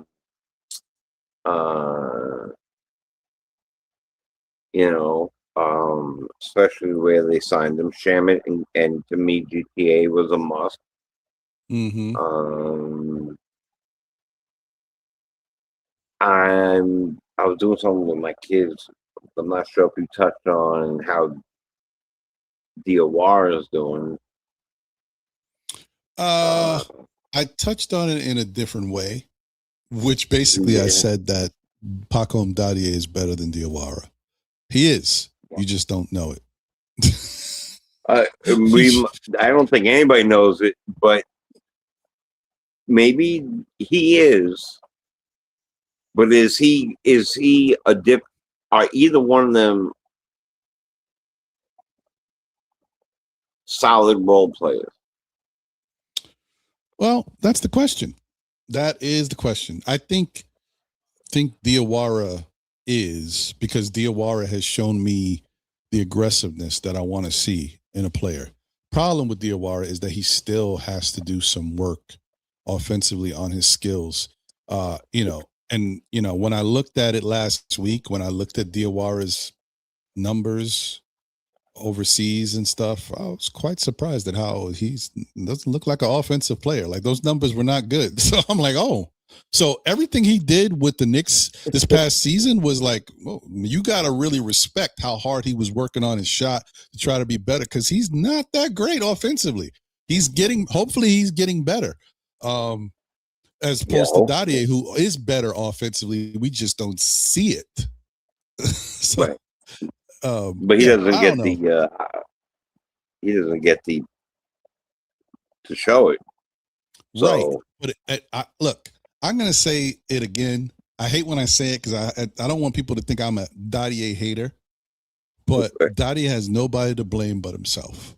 Okay, Diawara came after Dadier. These dudes played with each other. They know each other's games, right? And I'm sure they go at each other in practice. It makes sense. If I'm coaching a team and I'm practicing, why would I want Dadier and Diawara on the same team? They got similar heights. I want them going against each other so we can see, the matchups and also to see how they affect each other. Because that's what you got to think about in the NBA. I'm going to go a 6'9" guy against someone who's similar in height. Let's see how that works. Because, but my point is,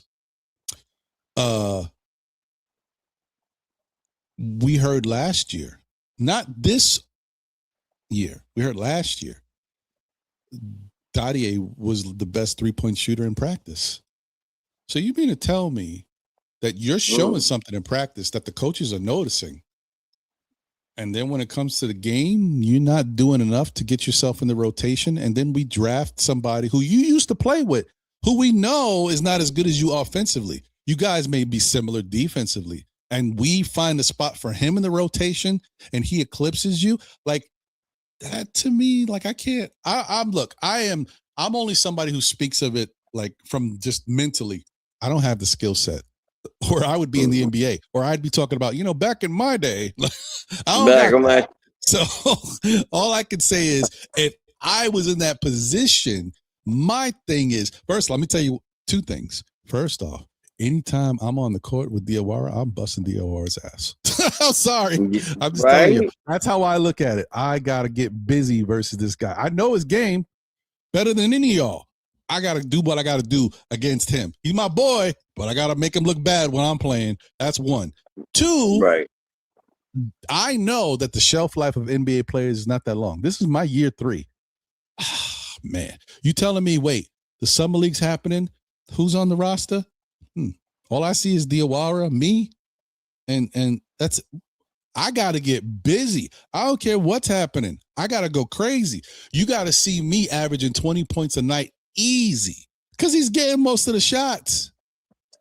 Right. He really is, and he's playing deep into the games, even while we're up. Like yesterday, up, he's still playing like deeper in the game. They want him to show something. I mean, I can't imagine how he felt when he saw this guy get a 4-year, $10 million contract. Like after coming, like you said, afterwards, and the whole thing. It's like,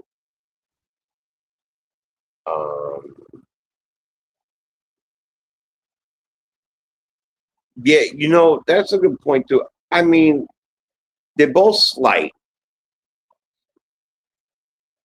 but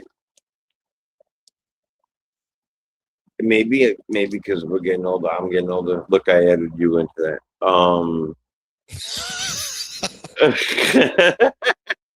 Well, since you're getting older, Bacone must look. Since you're getting older, only Bacone must look like he's a young kid, and he does look like a young kid. Old joke aside. And hold on. Sorry, I got breaking news. Well, there's your 15th and final roster spot. The Knicks to sign Moussa Cisse. Really? Mm-hmm. Let's take a look at Moussa Cisse. Let's take a look at Moussa. Okay. Bye, Bacone. Moussa Cisse. Okay. Let me get his stuff up here. All right. Share screen.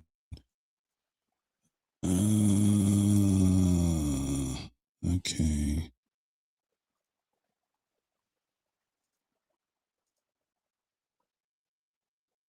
Not all right. Moussa Cisse. No, we wish it was Diabate. It's not Diabate.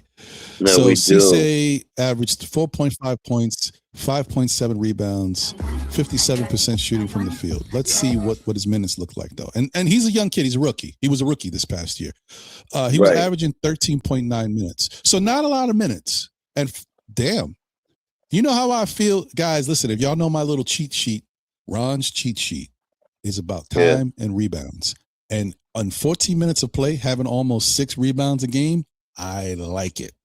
I like that part. It too.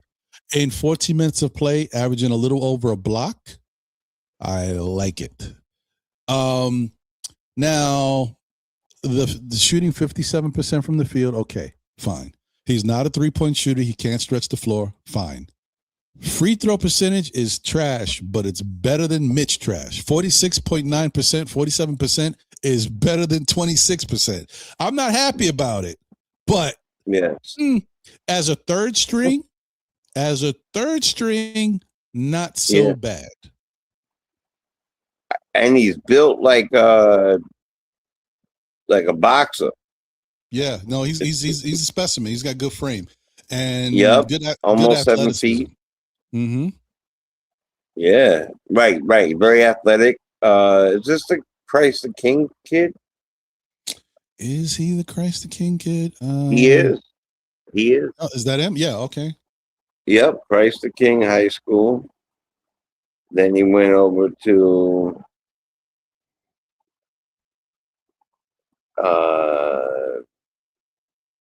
I'm not going to try to pronounce that. Then St. Benedict's. So he was started off in Christ the King. Well, I mean, okay, that's a good point. I should say this. That is true. Annabelle X points out the Mavs do have a chance to match the offer. And if they match the offer, then it's over. So, but, I don't know. We got to see. Well, I don't know. I don't think Cisse is that big of a deal that you're like, well, we got to match the offer to keep him away from the Knicks. If you match the offer, it's because you really want to keep this kid there. So I don't know if it makes sense for them to match the offer, but maybe they do. Maybe they do. I mean, they got 5 centers over there, right? So like more center-ish like people, right? And and they don't they even added other people over there this year. Like I think Bagley went over there. We know the other guys. They got Lively, power forward. They got Najee Marshall. They got it's the guy I wanted. The old Washington guy, a little shorter, but played center. Oh yeah. I know who you're talking about. Yeah, you know what I'm talking about. Yeah. Yes. Damn. The hell? Drop the damn freaking mouse. Yeah. Don't worry, I'll throw something. Hold on. Yeah, I mean, David's like Mavs will match out of spite because of Brunson. I mean, listen, you never know. Honestly, it's not a lot. I'm sure they could match the offer and not worry about the money too much. But if you got, let's take a look. Let's go a little deeper into this. Let's see what the Mavs pecking order looks like. What's that roster? I should have went to depth. What's the depth look like? Derek Lively. Daniel Gafford, I don't think is coming back. Gafford, that's what I was talking about. Derek Lively II, Sante Aldama, Morris Johnson Jr., and Musa Cisse. Oh, that's why. Sorry to interrupt. Morris Johnson was the one they just picked up on the draft. Right. And is a beast. Maybe that makes him expendable. And I know I think Morris Johnson is 6'9", though. I'm not sure. Yeah, he is 6'9". Yeah. Played for my squad. I watched him play. That's why I know. That's the guy that the Knicks were hoping we don't know if they were hoping. As fans, we were hoping that he would fall somewhere to them, but we knew he was going early. Yep. But it doesn't matter because the Knicks probably wasn't going to draft him. Yeah. I'm sorry. No, you're good. Yeah, so I don't know. It's interesting. I mean, so in essence, I think they got, because I don't think Gafford is going to be a part of the team. But anyway, I don't know. I could be wrong. But they still got 3 guys. Do they really need Cisse? Probably not. But he doesn't cost a lot to match, though. They could just pay the money and keep him on the bench, or use him instead of giving him to the Knicks, trade him somewhere else and see if they can get something else back for him. But bigs, aren't they stacked like overly? They're not, so then still not overly stacked with bigs? No, because they got 3 and Cisse would be 4. Unless they brought Daniel Gafford back, which I thought I heard something about Gafford moving on, but I could be wrong. Let me see. Daniel Gafford.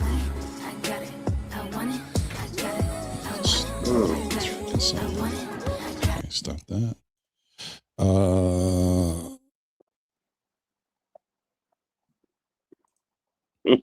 Stop that.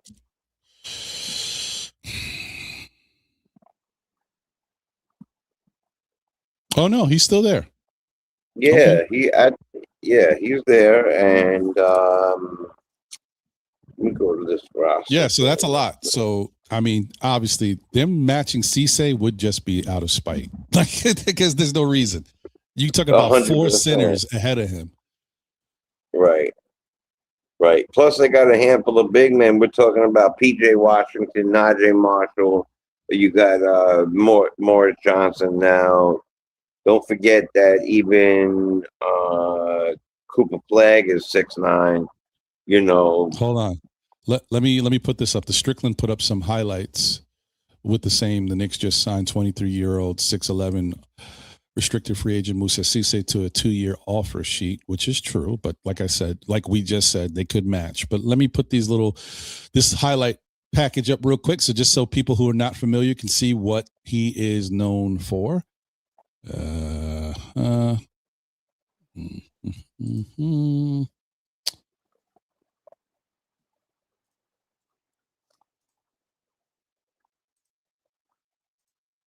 Okay, here we go. Get that off the screen. Sorry. Blow this up a little bigger. He fractured his right ring finger. About important dates to look for in the offseason.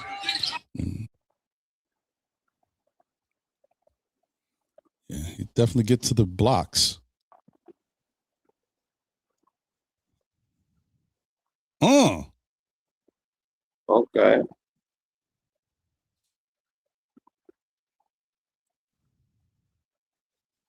I mean, this is what the Knicks want. They want a guy who can block shots and be a defensive presence, rim protector. Oh, no, not Deuce.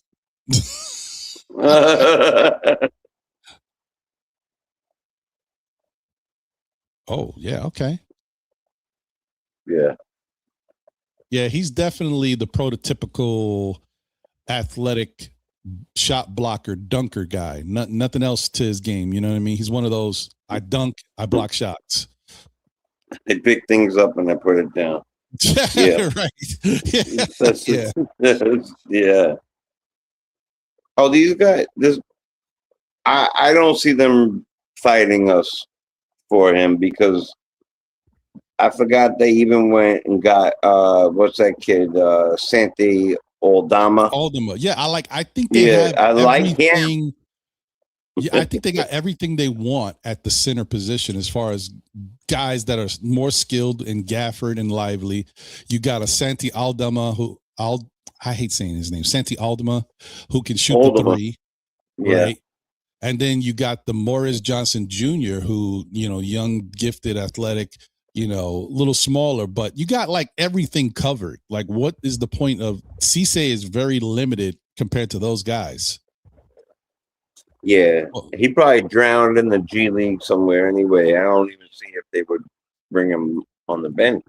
They got so many other players to worry about, especially with that wealth of big men in Dallas. They're gonna have to get guards,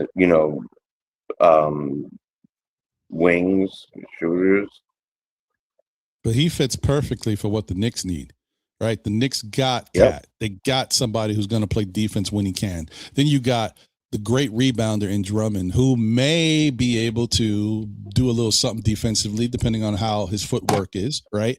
And then if you have tough lineups or tough matchups, you can bring in Cisse, and that would allow, Mikal and OG to be able to take those liberties again, knowing that you got somebody back there that if you miss your assignment or if somebody gets past you, he can block the shot. Right.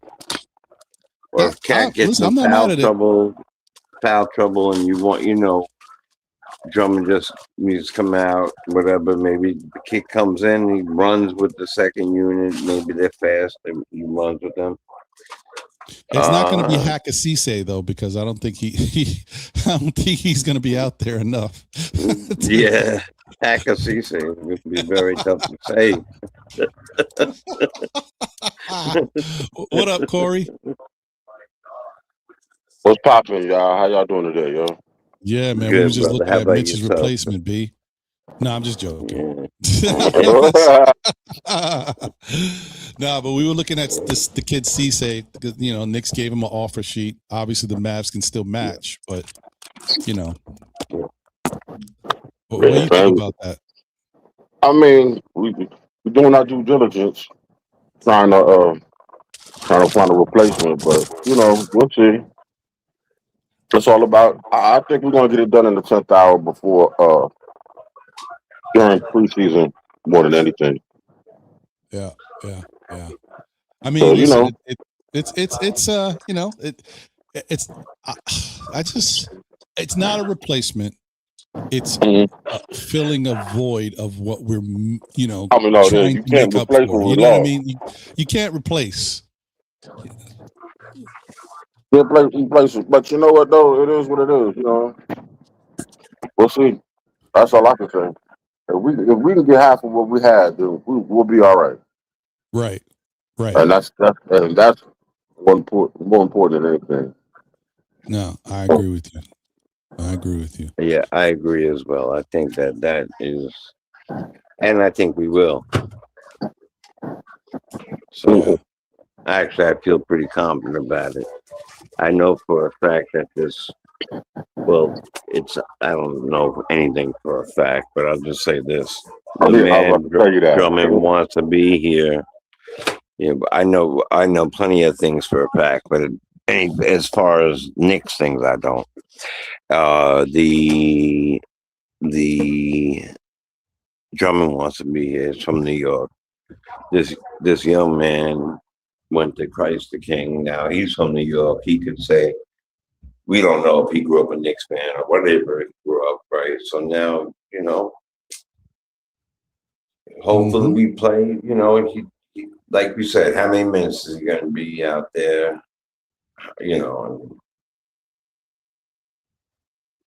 Hopefully we stay healthy.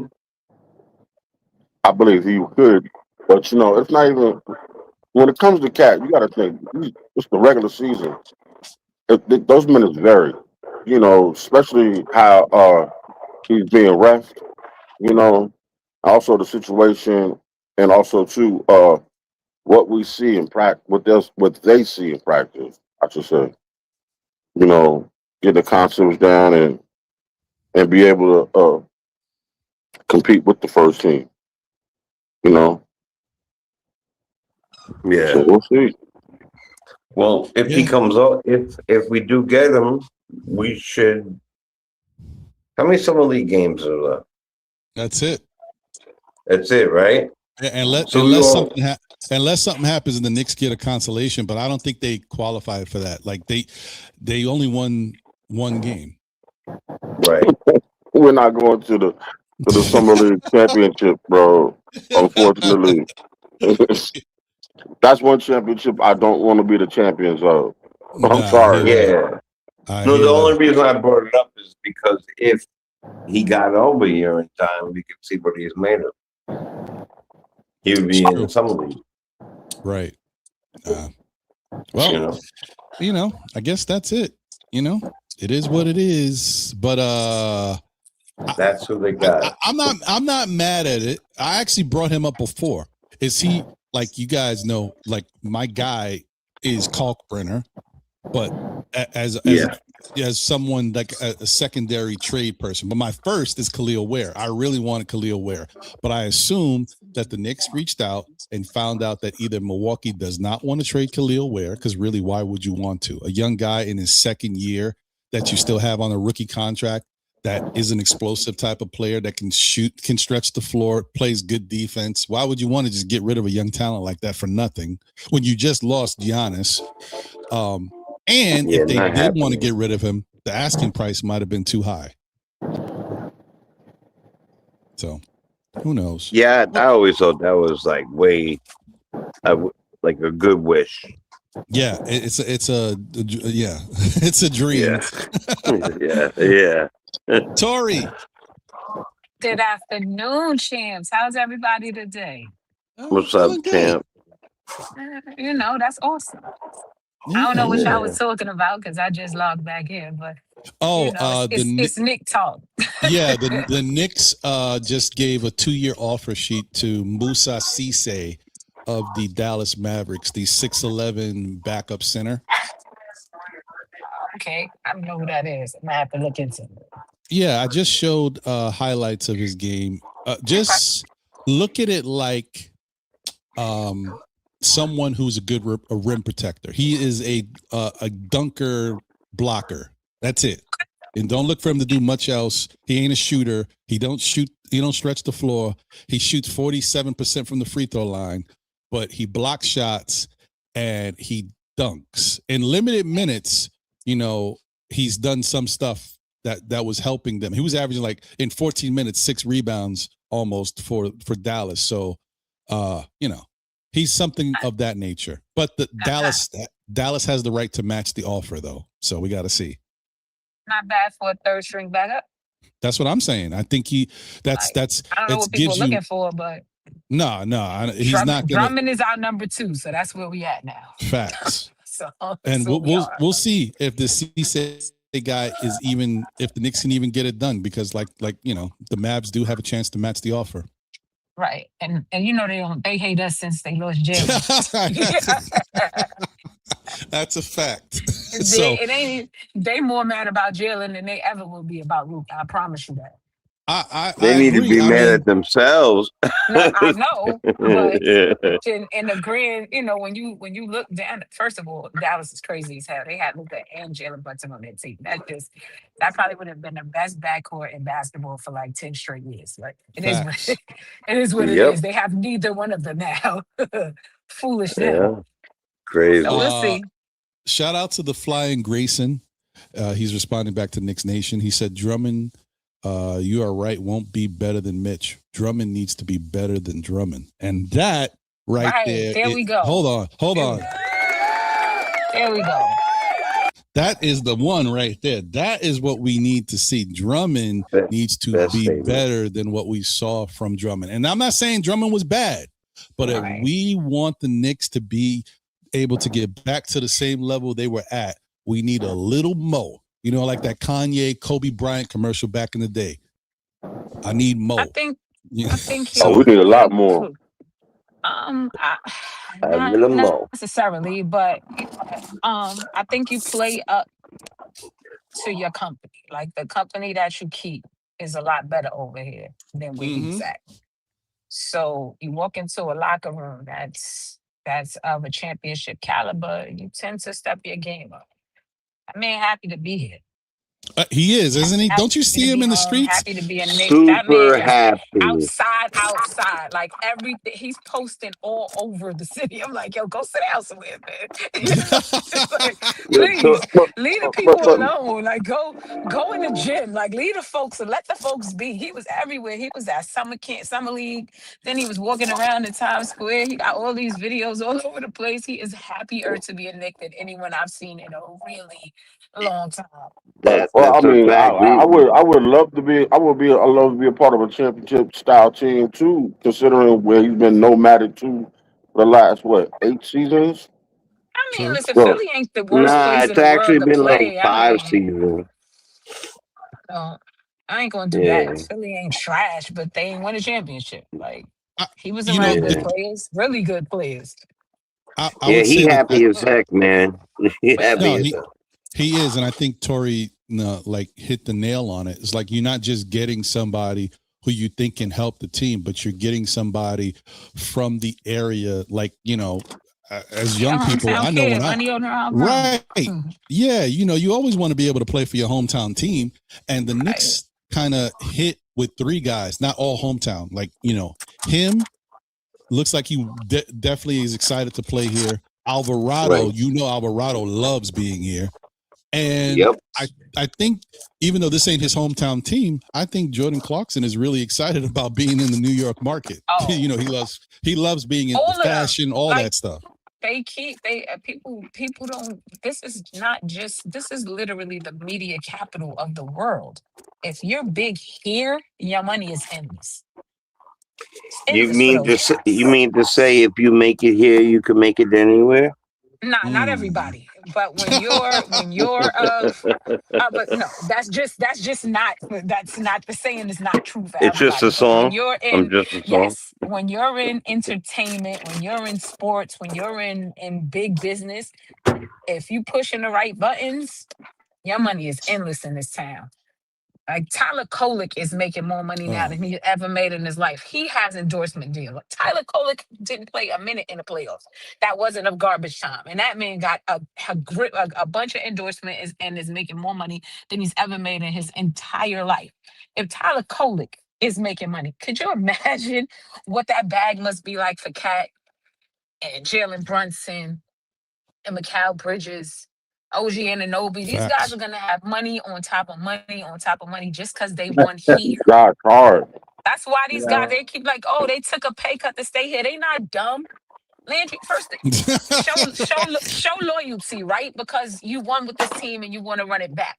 But at the end of the day, for all the money they keep saying people left on the table, they ain't leave a nickel on the table. A contract in Milwaukee for $6 million ain't gonna equal up to a contract in New York for $2 million because you got outside money that's gonna come with that contract that you just not gonna get in those places. Like, I'm not mad at Donovan Mitchell for taking every nickel that he can get from the Cleveland Cavaliers because they don't have a big juggernaut of a media machine to push him in their market to get real money. So he got to take his money from the team.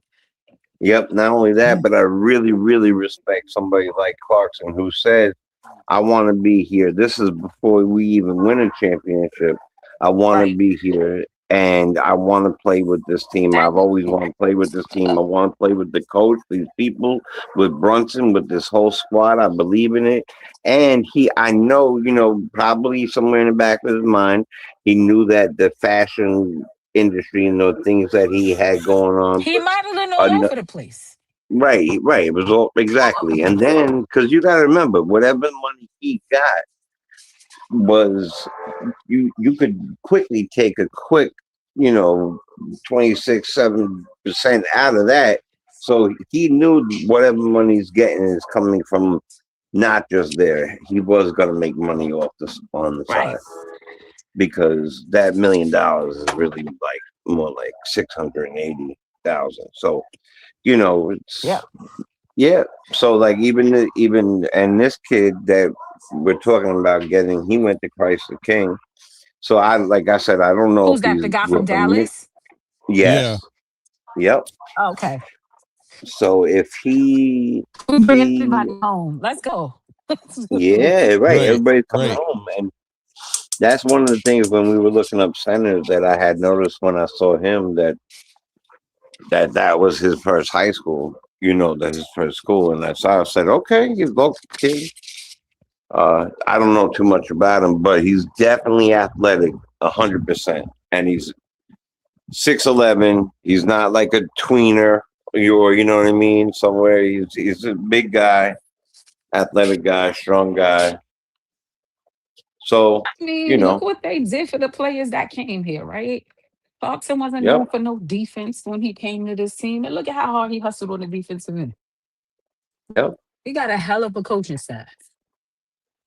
But you could say that about even our 2 main guys. Look how great how much better they got on defense. Right. Cat and You J.A. know, Like and they went yep, from being 100%. horrible to almost passable. Right? Yeah, like Ole.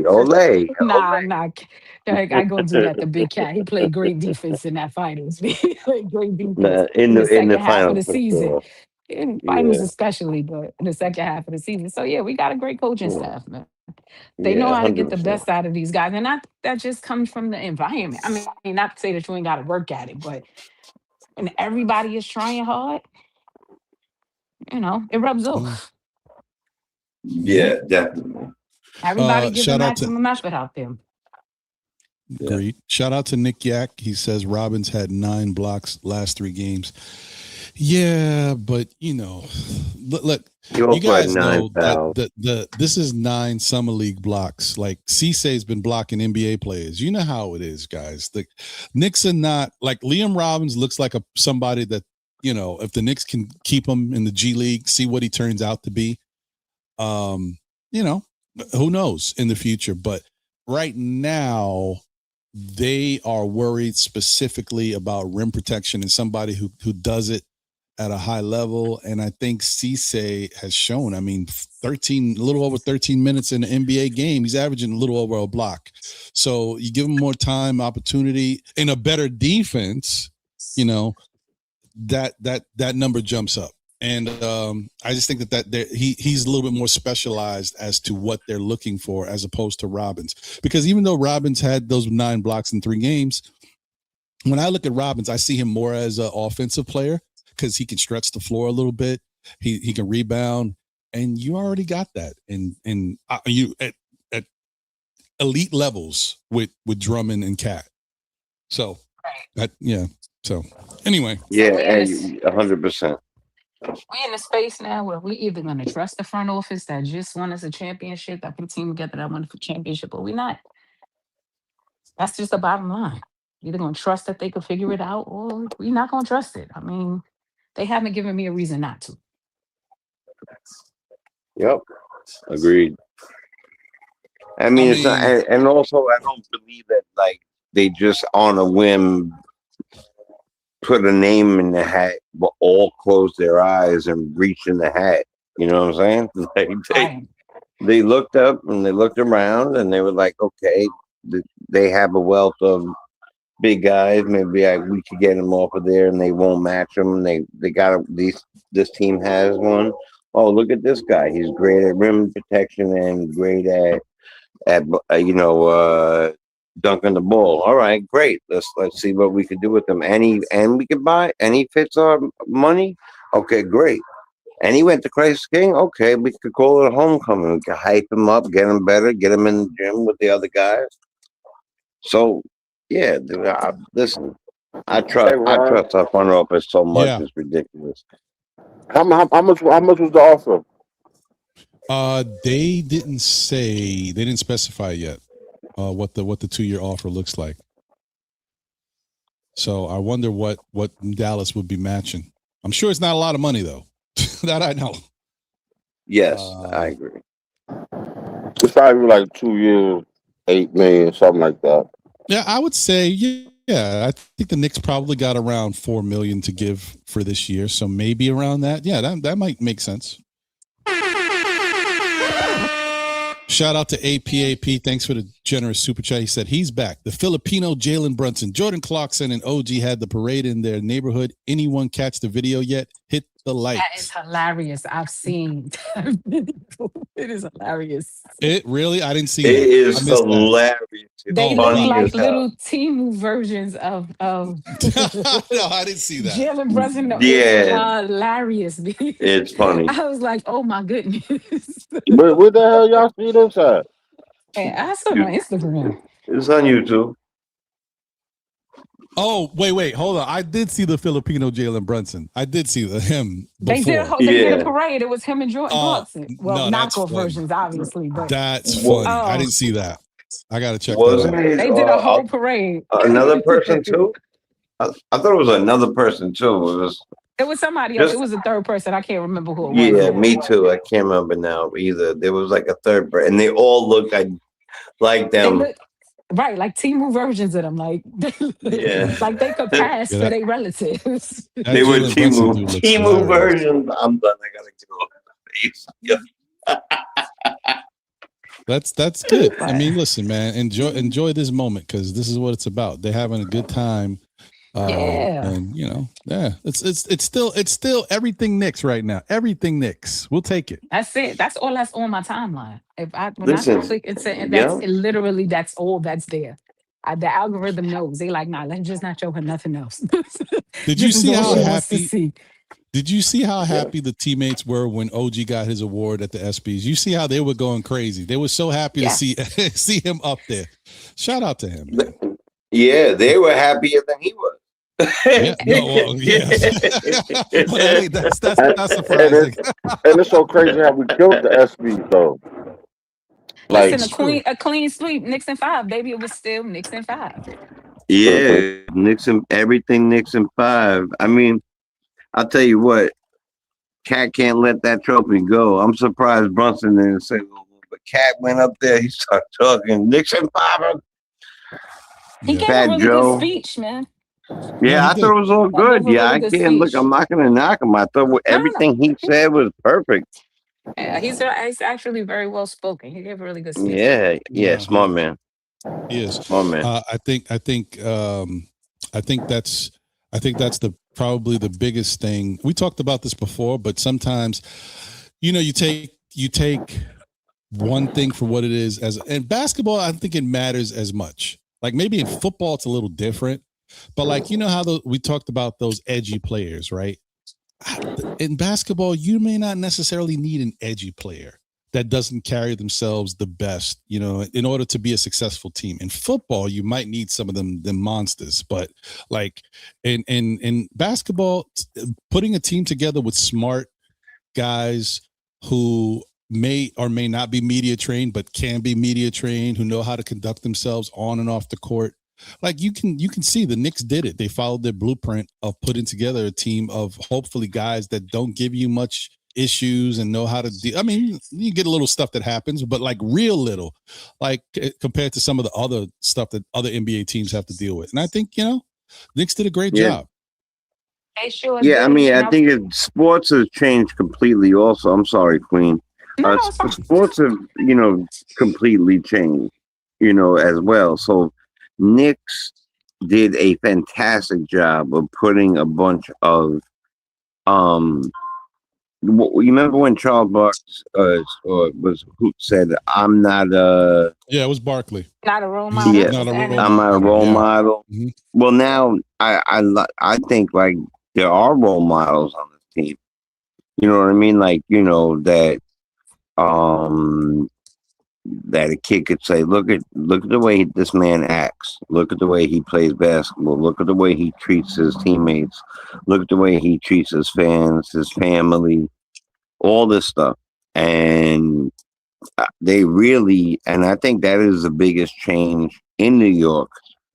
And the reason why we are what we are is because, just like Kat said, the love for each other, the love for their families, the love for New York, the love for the fans. Like legitimately, his speech, you could see it in their actions.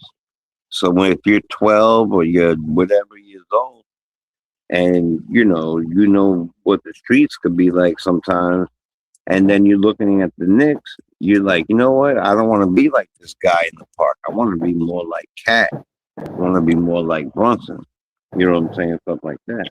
and that's all due to the culture. The culture which was set by Tibbs and Leon when they first got here, and how it carried over, and will still continue to carry over. Like the fact of professionalism, smart, educated kids. You know what I'm saying? Who aren't really street kids, who are never really street kids. These are all AAU kids, well taught, brought up, raised right, considering. Yeah. Yeah, I mean, I can see it. I can see it. Oh, you know No what? more, no more Oakleys out here. Right. No, Let me put this that's highlight. exactly what I was thinking of when I was talking. Yep. I just put up CC highlights before, but this is This is great. This is highlights of Cisse playing against the Knicks, and this is all one game, guys. Yeah, this might be a good pickup. This is him against the Knicks doing this, so I like this. Hold on, 1 second, y'all. Let me put this up.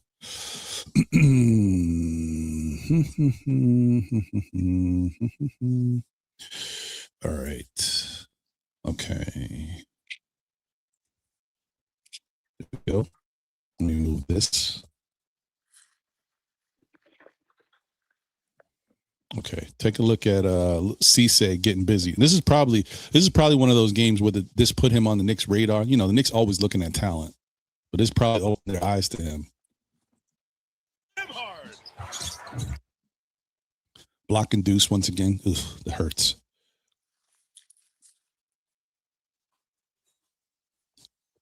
Boxing out over Mitch. Oh, stealing it from Mitch. Mitch wasn't happy there. This block of OG. Yep. Nice screen right there. Okay. Rebound, little putback. That's what I expect him to do. Screen here, a little push off he got away with, but that's okay. It is what it is, as long as you get away with it. Stealing it from Brunson. We like to see that. Good. Transition. There's going to be an alley-oop here. Hey. Another one. Oh. Little putback. I told you guys he's a dunker blocker.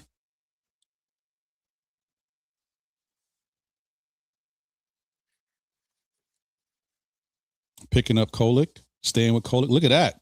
He got kind of busy in that game against the Knicks. Was it in the garden? Because he was home. Yeah, well, yeah. No, this was in the garden. Yeah, this is in the garden. He was home. Oh, I see what you did there. No.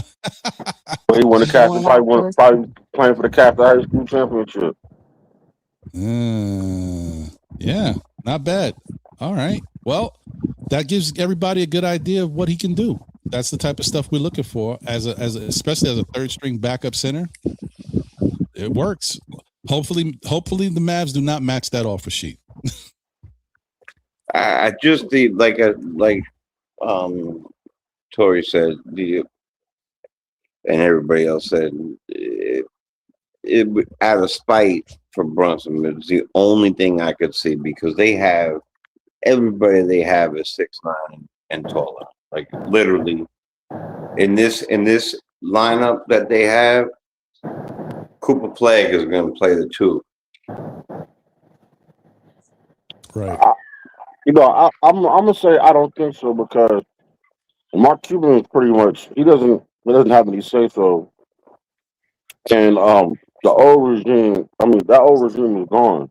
Anybody who had anything to do with Jalen Brunson or even Doncic, you know what I'm saying? All the players that were there, the current players that are there, maybe a handful of them still there. Hell, even just the kids gone. You know what I'm saying? So, if they want to be like that, spiteful, that's crazy. Maybe because for the fans' sakes, but just to be spiteful, let the kid go, let her get a chance, an opportunity to make some money and get some playing time. Really, that's what hurt more than us. It sound good, right? It sound good. Yeah. I shout out to Q Burrow, Mad Thorough. What up, brother? He says, to all, this kid played soccer too. Good stamina and footwork. That's always a good thing. We like to see that. And you think about it. The Olajuwon effect. Yeah. And that's the other thing which Tori said, that's a key, guys. Not only you think about what a player can bring to the team, it's also about what the player can do when he's on the team. Like when he's a part of this Knicks team, how Brendan O'Connor can get his hooks in him on defense and have him learn how to be a Mitch clone. Not saying he will replace Mitch, but learn how to do what Mitch was good at. Those things on defense to help these guys get back into that mode again. That's important. And if the kid played soccer, has good footwork like that, I'm very pleased to hear that. Yeah, and he's definitely an athlete. You see him, definitely an athlete, man. Not just Yeah. that. I think that's the difference. Like, yeah, the young man in the G League had 9 blocks, but you could see the difference in the athleticism in the two guys. They're definitely different athletically, and he had 9 blocks in that just very ugly games that we were playing. So they were, I think he could get better. Robin or whatever his name is, but there's other kids already been, he's got some skills. So Yeah.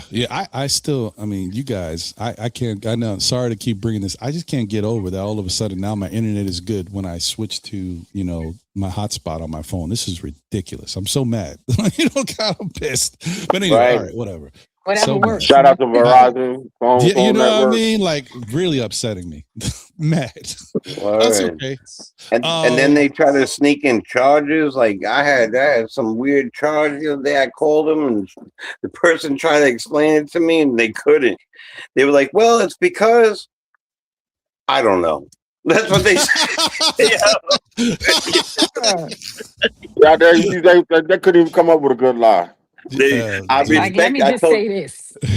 You know what I told them? I respect you for that. Now take it off my thing because right. you don't know. Take it off my thing, please. Take it off the bill. Thank you.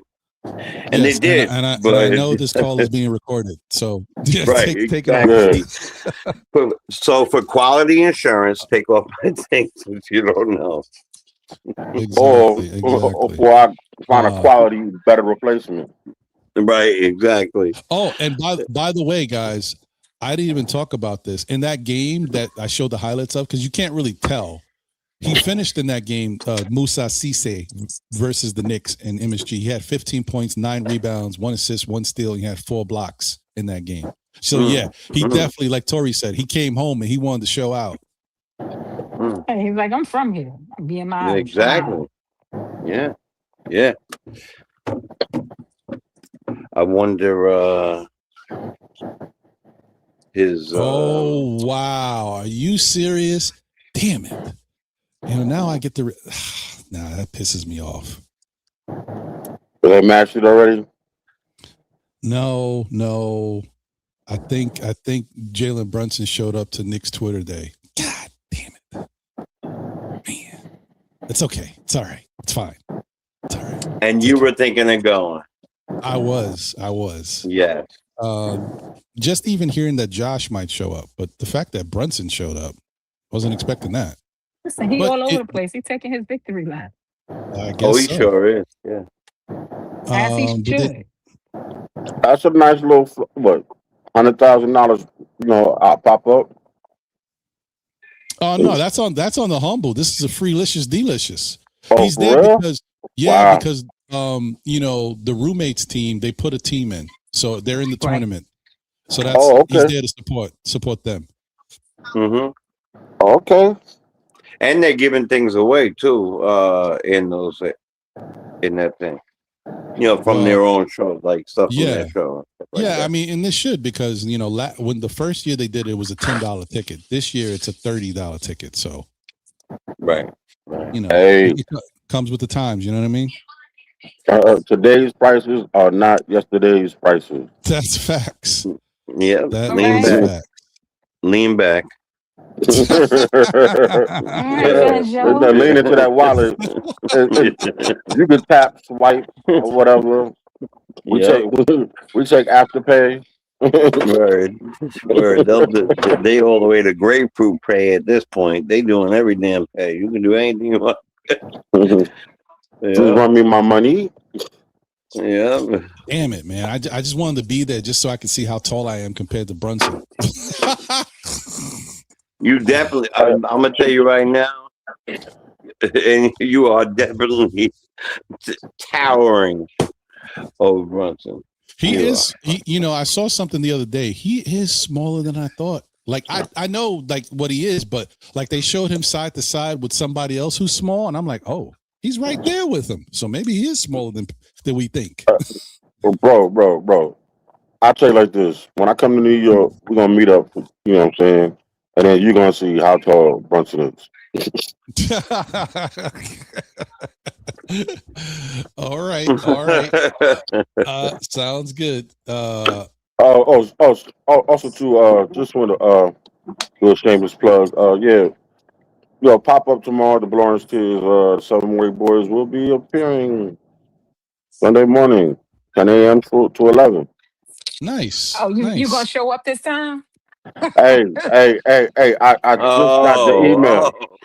Shots I just fired. got the Yeah. email. All I'm saying is the only 718 folks was on that stream was me. You All was nowhere to right. be And found. you know what? I was there, but I didn't know I could go in. And when I saw Tori in there, I was like, wait a second. Yeah, I left Freezy to No, somebody, y'all left somebody Freezy didn't, on somebody didn't, froze, baby. somebody didn't give me the email. I found out 3 hours later Yeah, that yeah, yeah. Excuses, I'm Well telling you excuses. what I know. now that we know you Yeah. back, and it's at 10 a.m. on Sundays, we just going to expect it. 10 a.m. on Sundays, 718 Yeah. Boys. Yeah. Hey, We'll you move guys to see that Cece. Rayford? You guys see that Rayford Trae Young, ripped up a Brunson jersey in his little WWE appearance or whatever the hell? It's Who? disgusting. But yeah, Oh, I did he know. really? That's what I said. Yeah. Wow. Who?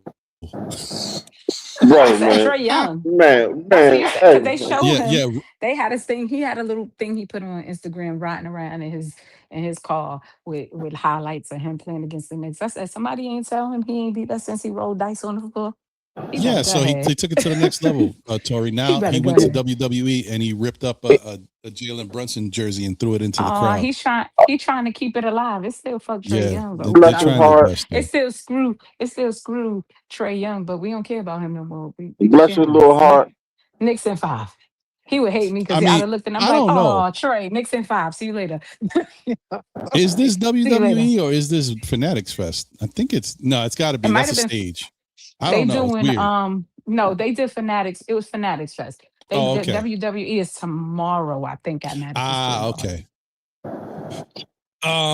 Yeah. Well, anyway, there's certain things I care about in life, and that's not one of them. Anything that have to do with Rayford Trae Young does not make it to my Oh, list. screw that boy. I Screw mean, And him. I'm supposed to be a Christian, but there's Screw supposed to be a lot of people I'm supposed to be, okay with in life, and he's not one of them. So, No. it is what it is. Nah. Let hey him. man, hey man. Speaking I of little got guys, I mean, you had to bring up the little guy, the height. So that just came with the territory, unfortunately. Yeah. You know, Trey Little. Right. It's okay. Look, I mean, it's the first time. You know what? This is why it's great. Like, it's the first time a guy like that who decided to be the villain realizes, as much as I want to be the villain and have that thing, I'm losing my stigma because the Knicks are winners. They're champions now, so it's not the same. They got to deal with that. That's that complex. He's going through it. Right, so It's gonna be all right. he could rip up all the things he would. And I swear he'd have hated me. I'd have like, oh, Trey, Knicks in 5. See you later. Yeah. Oh, precious. Knicks in I 5. don't know. I just don't like. I'm not. I guess I'm older Precious. now. Maybe I'm boring, y'all. I don't like all the fake wrestling antics and stuff. Like bro, Tom Brady I was slapping over that. Jake I was over Paul. that like in my 20s. Like, Yeah. Yo, I'm gonna tell y'all a crazy. I'm gonna tell y'all a crazy story, right? Go ahead. I'm in the army, right? So first formation. This had to be like what, Monday morning, and I had adults that were in I'm standing in my platoon, and we're all in a big ass company formation. So I'm standing in my platoon. So I'm standing behind, my squad. I'm standing in my squad. I'm standing behind like 4 guys who actually was having a wrestling conversation, and I'm like, I tapped him on the shoulder. I said, "You know something? It's fake." Right. I I let him told know my it was son fake. that. Once I realized it was fake, like when I was about 11, Yeah. it was like, yeah, okay, I'm good. And that was after like the Hulk Hogan and Wendy Reckner and I'm a Real Cap, American. Oh man, Yeah, Wendy Oh, Lou yeah. and I mean Wendy Richter and Captain Lou Albano. Oh yeah. Captain Lou Albano. Oh man, the Oh Killer man, everybody, Bees, I the am Killer a Bees. real American. Okay, sorry. All right. Anyway, Yeah, look, I'm not saying I Yeah, watch that's a, wrestling or anything. I I watched watched it it. when I was 11 and 12, like Lee said, but No, my I definitely uncle was. told me it was fake, and I fought him on it. You lying? They bleeding. Look at that. But from back, That's when I that said, was when it yo, was on like Channel back in the 9. day, Remember when though, it was on Channel you know 9? how they did? Yep. They used to cut themselves. They were wild back in the days. They would Oh cut yeah. themselves with a little razor, and that they kept in their which is nuts if you think about it. They kept it by their wrists in the bands, Mm-hmm. and then they would cut when they were laying down. They would like cut their eye a little bit, and that's how the blood would come out. It's called adding color. At least that's what the Rock said. Yeah, and until they found those little pills, the Halloween pills. Yeah. I mean, But listen, I think we all at some point realized that it was fake. It took me a while, like even when you saw things that let you know it was fake, it takes you a while to actually realize it. As a kid, you're like, okay, but you're in a little denial. But I guess the one thing I could say is when I saw Ultimate Warrior and Hulk Hogan clothesline each other and they both fell out and they didn't really hit each other, I was like, what is this? Then I was like, uh-oh, what have I been watching? Mama, it's not real. I know exactly what you're talking about. Yeah, that was it for me. That's when I was like, oh no, man. I kind of feel bad because Hulk Hogan didn't get hit 40 times and he's shaking and he's getting the energy. I thought that was real. Hold on, you didn't think the cracked face with the hand going up in the air and his eyes It's with the cracked entertainment. face? It's okay. Listen, I will say one thing though. They did a good job at making their brand. And they're athletes. In order to pick up a 300-pound man over your head, you got to be strong. I don't care, even if you're not really doing something, you're strong. So why do you think so many of them transition to acting so well? Yeah. Right. Yeah. Right. Exactly. Acting but a lot of them ended up having really rough lives afterwards, health issues. Oh, they was juicing a lot of them. Right, a lot of juice, steroids, and then a lot of other things that don't need to be in nostrils area. Yeah, so I saw the Jimmy Superfly Snooker story. I saw it. Yeah. Yep. Oh yeah. The Iron Sheik. He had a hell of a story. Yep. Yes, he does. There's a lot of them do. A lot of them have really crazy stories. But I got the best. Do you know that George the Animal Steel? Remember him? Yeah, Mr. Blue Tongue. Yeah, Mr. Eat the Turnbuckle. Yeah, right. And he would go in there and he would bite the turnbuckle. He would rip it off with his mouth, whatever. And he would go, "Hell no, brown coward," whatever. And he would talk, whatever. "I want you, Elizabeth." He would steal Elizabeth from Macho Man or whatever. You know that man is a Yale. I know where you were going. I knew where you were going. When I heard it too, I was like, "What? What?" It's crazy, bro. I guess that didn't work out. It was better money in the other things. Listen, you can do anything if you have the right conviction and you're getting paid for it. You can be whatever you need to be. You can dumb it down as much as you want to get that money. He didn't get tenure. That's all. He didn't get the tenure, right? Exactly. Right. There was somebody in front of him. You know what I'm saying? Real quick, shout out to APAP. Thank you for the generous super chat. He says, "We'll never forget this summer. JB will be there, but don't be shocked if Trae Young also shows up on Saturday night's main event at the Garden tonight." I can see how they're setting it up. It definitely looks like that. You know how they they do this all the time. They did it after the Knicks played Indiana, and then we wound up seeing Halliburton and Brunson. Yeah, they do that stuff. I can see it. And that's fine. So, it's entertainment. Anybody who enjoys it, enjoys it. I'm mad at them. Yeah, real. You know, there's two things about it. I gotta get this off my chest. One is I told my son way too young that it was fake, and I should have let him enjoy it more but I wanted him to be a boxer, like in real life, and I wanted him to do all these other things, and he was good at sports, and he would wait for the wrestling. And I kept saying, it's fake, it's fake. It's not fake, Dad, it's not fake.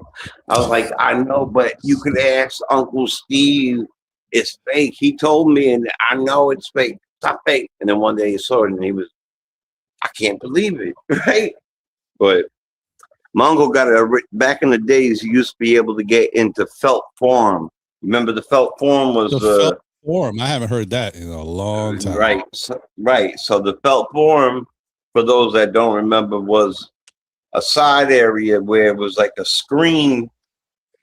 They also had other things going on in there, but it was more like a movie screen. So if you couldn't get into the garden, the extra people got into this little area, felt form, where you would be able to watch it on a bigger screen and have things happen. My uncle said, "Look, you're gonna go in the felt form with this girl. I got 2 tickets in the front seat. But I'm gonna go with my buddy in there."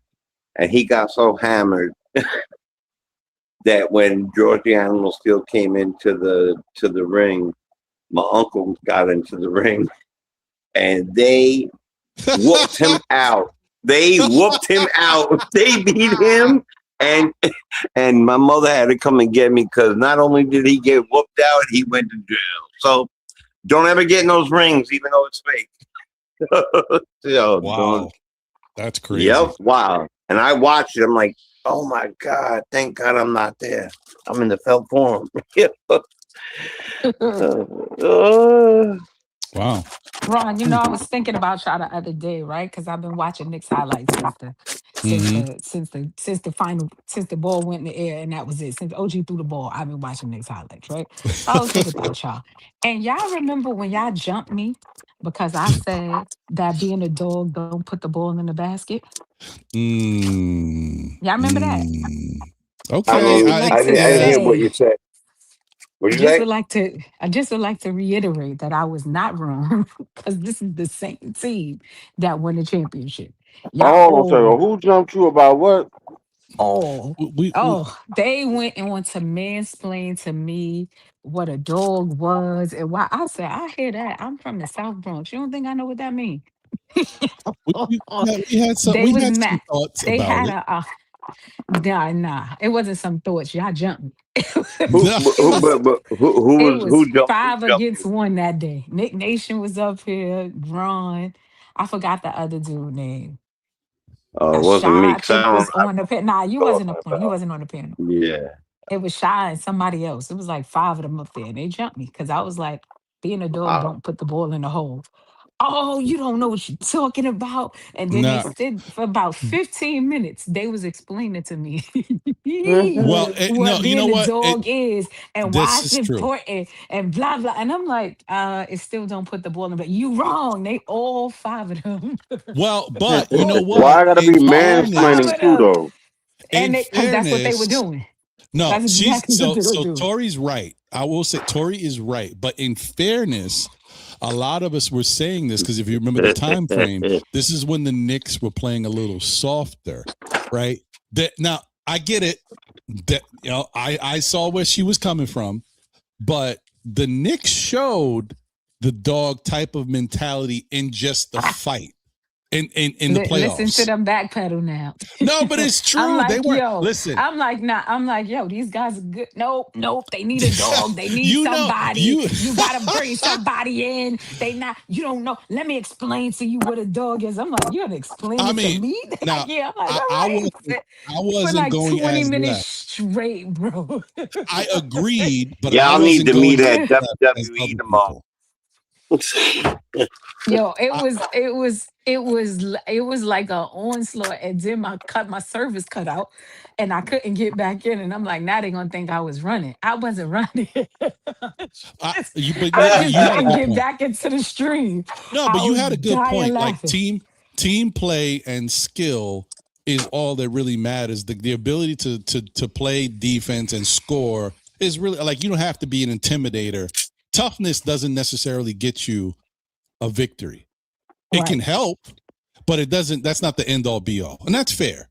But I will say, in the playoffs, as you've said, because you pointed out the game changing moment or the moment where you thought the Knicks shifted, that level of just understanding what's happening and we got to be better and we got to take this thing to another level and really deciding instead of to get punked by Atlanta to start punking Atlanta. I think that went a long way. But anyway, but I hear you. You right. You was Nah, right. bro, we ain't doing that. No, that moment that the change for me didn't have nothing to do with intimidation. It had everything to do with them flipping the switch and playing different on the offensive end. All I'm saying is they jumped me. Yo, they jumped me for 20 straight minutes. They was explain every last one of them took a turn to tell me what being a dog was and how important it was and how they had to bring and a dog to get. I was like, that's not gonna win basketball game. but Yes, but it is. remember You don't know what you're talking my about. my reasoning may be Nah, Ron, you different than was other. probably of all of I them, was like I was you probably 50-50 the on him. I'm like I was least. on both You were the sides. least. You didn't really go, but the rest of them, oh my God, they I'm about to say, literally. Ron doesn't seem like the type that No, he didn't. He wasn't wrong. It was everybody else on I mean, but I the would. definitely did They see. I was saw the going need for somebody hard. to step up. I don't because my whole thing is I know we're not the '90s Knicks, and I can move on from Right. that. That's a different team. But I did not like even that he's in the news right That was now. a Just makes different era of basketball. oh yeah, of course. But even the fact that he's in the news now, Rayford Trey Young, rolling the dice on the court, like man, I'm coming off the bench and getting suspended. I know I don't play, coach. Let me get this one. Like I I don't want get to it, see that. right? But in the moment, it's In the gratifying. Punch him in moment, the face, right? yes, yes, But yes. what's more satisfying? Punching him in the face or never letting him win again? You 100%. Punching I'm him in with the you. I'm with face. you, Jay. I mean, Oh I'm gonna no, punch him in the I'm face sorry. too. I thought we had Listen, hold Duke. on. Don't get it twisted. We from the Some of same both. era. Me, I enjoy 90s style basketball. That's what I grew up on. I understand. But I promise you, it's more gratifying for me to watch them bust his butt every time they see him now. He has not won a game against the Knicks 100%. since he did that. Yeah, I And agree. Jalen Brunson I takes it he, extremely personal. yeah. and believe me, he's He only has feeling himself and demolished. doing. Oh, Yes, because he on 100%. a new And team. yeah, that Right. Right. exactly. He's only feeling himself because he thinks they're gonna come into next year and make some noise. But we'll see. Right. Let Anthony Davis go in there and drop like double doubles the first 10 games and then be out the next 20. Let's see what he says Because we then. all oh know yeah, AD ain't playing the whole season, bro. We all No know Right. it. way. He No gonna Right. way. stub his toe Unfortunately. and play and right on in the first game of the season. He He gonna gonna be he out gonna for get 7 months, bro. he gonna get plantar Unless fasciitis Playing in his pinky, fishiitis. even though that's right. a feet deal. Is pinky toe gonna fall? Is pinky toe gonna fall off? And let's not no, you're gonna forget get that gout. You're gonna get Rayford gout. You're gonna get himself gout in his neck. is coming off an injury. Right, exactly. Stupid stuff. Gout in Right. his neck. Yes, I like, that's wait, he got right. it where? What he got? Like, Oh man. oh God. So, I'm not Y'all and funny. they got raw talent. I'm actually looking forward to see what the Atlanta team is gonna, look like. I'm looking forward to seeing what all these teams that made all these moves look like. Yeah, no, But everybody. that Not, I doesn't. don't want to say everybody. A lot of teams are going to be better, but Yeah, of course, of course. They But they we may are the they championship look better on until paper, right? Oh yeah, otherwise. so somebody else is lifting that Larry O, which I don't think is That's going to be right. anybody but us next That season. somebody else I is think us. the West Coast is really gonna suffer the What most what you mean? because a lot of that talent from the West Coast is oh, gone. it's coming to the east. Yeah, Oh, that okay, yeah. yes, True, okay. true. And but Yeah, listen, I they mean, have when that's what literally they I tried think to that's what the sell us, NBA right? really wanted. They tried to sell us on the fact that the West was better, was the more dominant, was the Yeah, more they dominant. were They killing were us trying to with sell us the on that. yep. But if you look at the thing, all the better teams from the East have a better record against the West Coast teams. It was never true. That's just what they told you because they want Wemby to be the face of the league and Shea to be the face of the Correct. league. They were telling you these things because it's easier to say that than to go, you know what? We might have made a mistake. And the most We might have important made thing, a Tori, that you mistake. didn't mention: Mm-hmm. Mm-hmm. Mm-hmm. San Antonio, Oklahoma City, small market team. Right, they're trying to sell them. And at the end of the day, they're not like Oklahoma City, for them to have been the champions, right? They don't sell arenas out. Like when they travel, they sell their arena out. But when they're traveling, around the globe, around the United States, they're not selling out. They're not selling out the arenas. They go to Milwaukee, nobody coming out to see them. Right. When you go to Milwaukee, it's sold out when the Knicks come. But when you go to them little small podunk towns that don't nobody ever want to play in or live in, them arenas is sold out. They don't Toronto. have Yes, they yeah, don't but have Egypt, right, but they don't have they don't have the fan base that they're trying to say that they have. They're not popular like the league is trying to tell you they are. So it's not right? they don't generate money like other teams. And But that's why that is they the hate Lakers us. where LeBron James still generates a ton of money. Stephen Curry, a ton of money. When they travel, people come out to see them. Right, People are True. not coming yeah, out to see Shea. People are not coming out to see Wimby. They're not selling out the marinas. right. So they That's And it's why trying to only the going to push I happen you. keep more. saying that the pace of the NBA is already out there. He's just in the garden, and he's a little bit shorter. That's I mean, it. he was his jersey sales was I think third in the league last year. Right, Jalen and they Brunson, probably hire like they're gonna go higher and higher, especially now right? that we have the more point guards and more, we're growing. I really feel that OG is gonna have the best year of his life. That Yeah, leaves OG OG JB found to have. himself. Yeah, he's gonna really. Um, I feel like he feels confident, and even Mikhail's now he's not like, what option should I be? He knows what he's gonna play and where he's gonna Right. play. So I think that JB is going to have that, especially when you have another guard in there. Mhm. He's going to be able to be that combo guard I always wanted to be because he's a And scorer. like you always say, he's a great combo guy. He plays just Yeah, as good off the ball as he does on it, which is amazing. 100%. Everybody doesn't play well off the ball. Luka Doncic does not play well off the basketball. No, He does not. and- So, but right, that's a whole nother that's a whole nother right. conversation. We can talk about that Yeah, for 2 hours because yeah, that's exactly right, the whole thing. But the best part about it is he'll still get 33 with 6 assists at the end of the right, game. right, And right, you don't even realize he's doing all that, and it probably could be right. like 9 assists, but maybe three I people pr- missed. I You know? promise you, I didn't realize how many points JB had already scored in the finals. Like I think he Hmm. had Yep. like 26 points, and they said it, and I'm like, what? Like, what do you mean Yeah. he has 26? Like, where'd that come from? It didn't even feel like he was going off. Like I knew it because I was watching it, but it didn't Yeah. feel like he was going off like that. Then in the second half, I'm like, how many points he got? Like, wait a minute. It didn't dawn on me that he had that many points until probably around that 30-point mark. I was like, damn, like he killing them. Yeah. He does it Yeah. No, effortlessly. Yes. Yeah. and I Yeah. think that's why I didn't realize how many points he And had. quietly. Yeah, Yeah. it wasn't Yeah. because it's not flashy dunking and crossing everybody over. It's It's I'm gonna put you in this mix right quick, and I'm going to the hole. He was walking Wimby down the whole game, yo, the the entire whole game. game. He's so fun. He He's put so it fundamentally sound that that it's so hard. I mean, it's so easy to miss. He's got 12 already. Like it's so easy to miss that because he's so fundamentally sound. it's And wild. yeah, it's wild.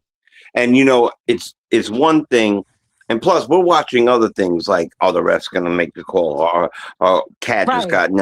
Cat just got knocked down. OG is you're grabbing a rebound, but this guy's got 26 already, and And we you don't don't even know know. it. Oh, Right, oh no, hundred OG's How much percent. knocking he down got? big shots. Big shots, five No, hands in yeah, his I face. get it. You know what? I was You telling Jay know, this the other day, right? I think I take him yeah, for granted. I think Hmm. yeah, I take yeah. the Jalen You, Brunson experience for granted because you're like, yeah, he was knocking down big shots. And I'm like, yeah, that's just JB being JB. Like right, it was lost on me what I was actually watching until I rewatched it. And I'm like, yo, he really was killing these dudes. Like, I think you're not that's why alone with that, I don't Tori. think, but I think it's Yeah. because of the way he scores. You know what I'm saying? Right. Like, it's never the flashy dunk. It's never the I crossed this dude over. No, it's just fundamentals. And when you Yep. watching that, it don't dawn on you that he's cooking everybody until it's over. And it's like he had 45. Like, where that came Right. from? Yeah, And it's you And wild. watched every basket and just didn't realize, at least for me, I can say that. Like, I didn't first I didn't realize he had that many points. And I'm like, damn, like he really killing them. But it's just, I think it right. was lost on me because I'm so used to JB being JB. It's like, like, all right, he scored. Like, Right. it's not, And and I and don't mean I'm to always sound screaming, JB's a beast. You should watch. Yo, he's teardrop, the left, going up with the right. left, And going it's up with the just, right. It's like every time I crazy. see that I probably was like the last Foul basket line. where A foul line. That's what he yeah, kills you. Yeah. Folks where don't even know it. where he took Wimby off the dribble and then he went left and finished with his right. Every time I Yep. see that play on Instagram, I laugh Ooh. so hard because they always put it in slow motion. And your man Yep. Wimby out there looking like a baby deer taking his first step. I Yeah, be right. Yeah. in No, he tears, looked like a baby like he giraffe just taking all his over first. the place, Yep. just Yeah, saying he was his Yeah. very. first I mean, steps. there's Like, nothing he could do about it. He was gangly and crossed no, up. He was over. no, He was he was over. getting Yeah. cooked. Yeah. Yeah. Let me let me 100%. let me read these 2 super chats real quick. Shout out to Paris Yeah, Duggar. Thank I'm you gonna for the think generous super about chat, Paris. He said, hey, fans, catch up. Boston signed Mitch to make us weaker, not to make them better. They re-signed Kaida for the same, and Kaida will have to start by January. Probably very true. Shout out to my 2 cents. Being a member for 8 months, said Knicks champs, yet media sleeping on our repeat. That's a fact. You know that. The hate is real, and we love it. We want I more of really it. feel like that's happening, yo. Yes, of course. I look at the team Oh, and I wait, one just more second. feel like that's what's gonna happen. Go ahead, Ron. I'm sorry. No, you good. Parrish also said, sorry, folks, love Mitch, but he's green now. We will be better at the 5 this year. Drummond is a better all-around basketball skilled player when motivated. I am going to say, Parrish, that oh boy, I'm not gonna downplay. Okay, no problem. I'm not gonna downplay what Mitch brought to this team. Can Drummond be a serviceable replacement? Yes, but Drummond has to make some strides to be able to do what Mitch did comfortably every day, every game. Drummond actually has to work at it to be there. Now, and I hope everybody understands this. This was Drummond. Drummond was there, but Drummond is a little older, gained a little weight, and just got a little slower. It's not as easy for him to do it anymore, but he can do it. And I think we already went past this. I don't have to show highlights of Drummond.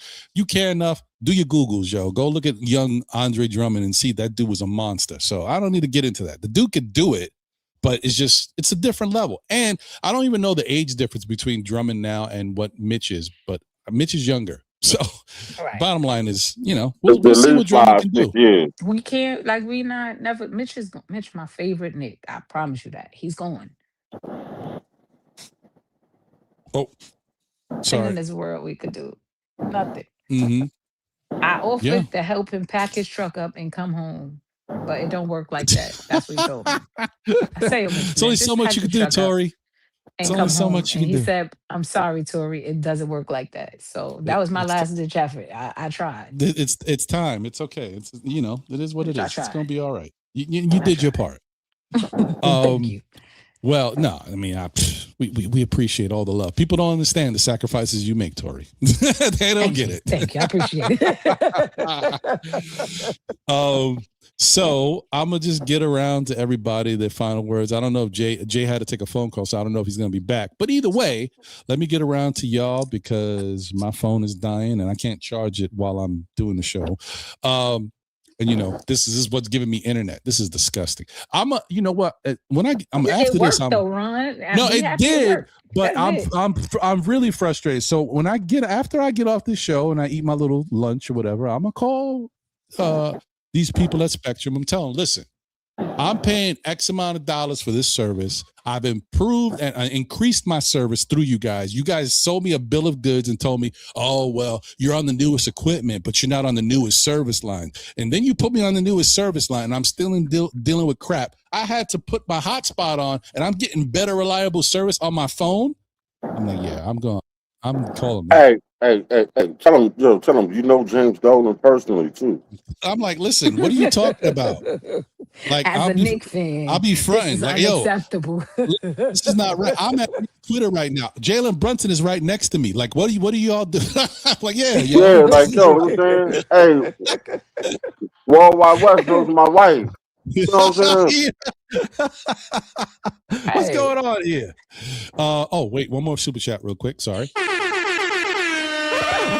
Shout out to David Smith. Says Cat, Brunson, I need it. and OG are the best big three in the NBA. Heck, Cat and Brunson best big two in the NBA for that matter. You know what? Not only am I going to say I am not going to disagree with you, I appreciate the sentiment. And because you even hit us with a big two, including Jalen Brunson,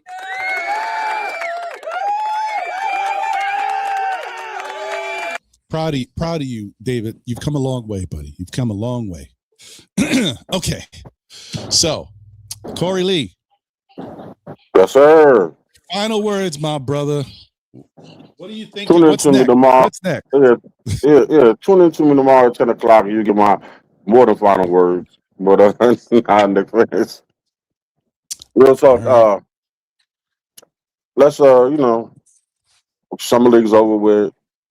Here we go. Through the dog days of boredom, and be careful of the clickbait, please, man.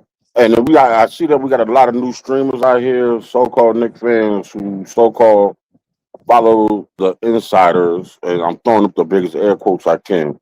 Be careful what you read. Be careful what you listen to and who you listen to. Because some of these cats aren't content creators. They try to create their content off of what other people's content is. You know, be authentic. That's what I'm gonna say, Nick fans. And there's no hate. There's no hate to the other content creators out here. Because no matter at the end of the day, I still support you because we are Nick fans at the end of the day. So just be careful and choose wisely on where you get your information from. That's a fact. I agree with that 100%. The pond is big in the Knicks community. There's a lot of people out there now. And now that the Knicks won, there's going to be even more people out there with shows. And all that matters is what the product looks like, what you enjoy watching and how it's all entertainment when you think about it. So, support and check out everybody who looks like they deserve it, but also pay attention to the longevity of people who is just jumping on the bandwagon and doing it for now, and who's actually trying to be here for the long haul. So anyway, Tori B, final It's still Knicks in words. 5, baby. It's still Knicks in 5. Go out there and talk all the crap you could talk until somebody shut you completely up. And they can't do it until somebody else is raising the Larry O. So be as ridiculous with your takes as you possibly can when discussing your Knicks. Because this is the first time in 53 years you got to do it. So go out there and be as irresponsible with your fandom as you possibly can. And on another note, I don't know if Without any of going you to jail. saw Without going to it. jail, No, y'all. yeah, Oh, no, yeah, that's yeah, not yeah, going to yeah, jail. We yeah, talking yeah, about yeah, yeah. talking smack. We ain't talking about Yeah. the illegalities of life. We talking about talking trash. It's your team. Poke your chest out. JB that guy. F them Yes. picks, whatever you feel like saying, just say it. I in every conversation with Nixon 5. I be at work like, yeah, hello, Nixon 5, how can I help you? It's the phones like that. So y'all gotta know how happy I am on a regular basis. On a quick side note, I don't know if any of you guys saw it, but they were interviewing Kat, and he was like, "Yeah, I was so happy to be, or he is rather so happy." And I'm paraphrasing, like he's like, "I'm so happy to be to be a champion or whatever." He was like, but He was like, it's hard for me to stay focused on it because we already thinking about the next. So so our guys is already focused on next year's run. And I love that for us. Go Knicks. I'm with you on that. Cat be saying all the right things. And He's that's a another thing that I wanted to bring up too. Thank you, Tori, for saying that, because the other thing too, remember I talked about the whole thing. Cat is very good at being, his media training is very good, but it's not just him. Brunson, it's Josh Hart, and Right. even OG, even though he's awkward, he says the right things. You don't catch OG saying something like, why did OG say that? You just look at him like he's just awkward, but that's about it. But they all say the right thing. They're really good at knowing how to carry themselves in the public eye. Shout out to them once again. You got to think the majority of them come from winning programs, though. That's true. That's a good point. That is a good point. That is a good point. And just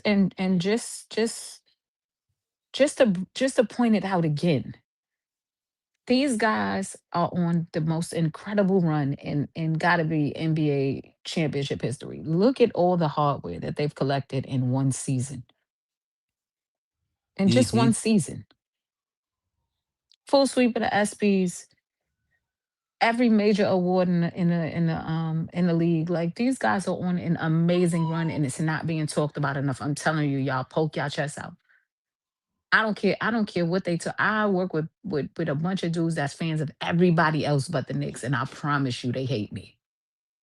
They hate me because I swear every time they talk, I'm like Jalen Brunson.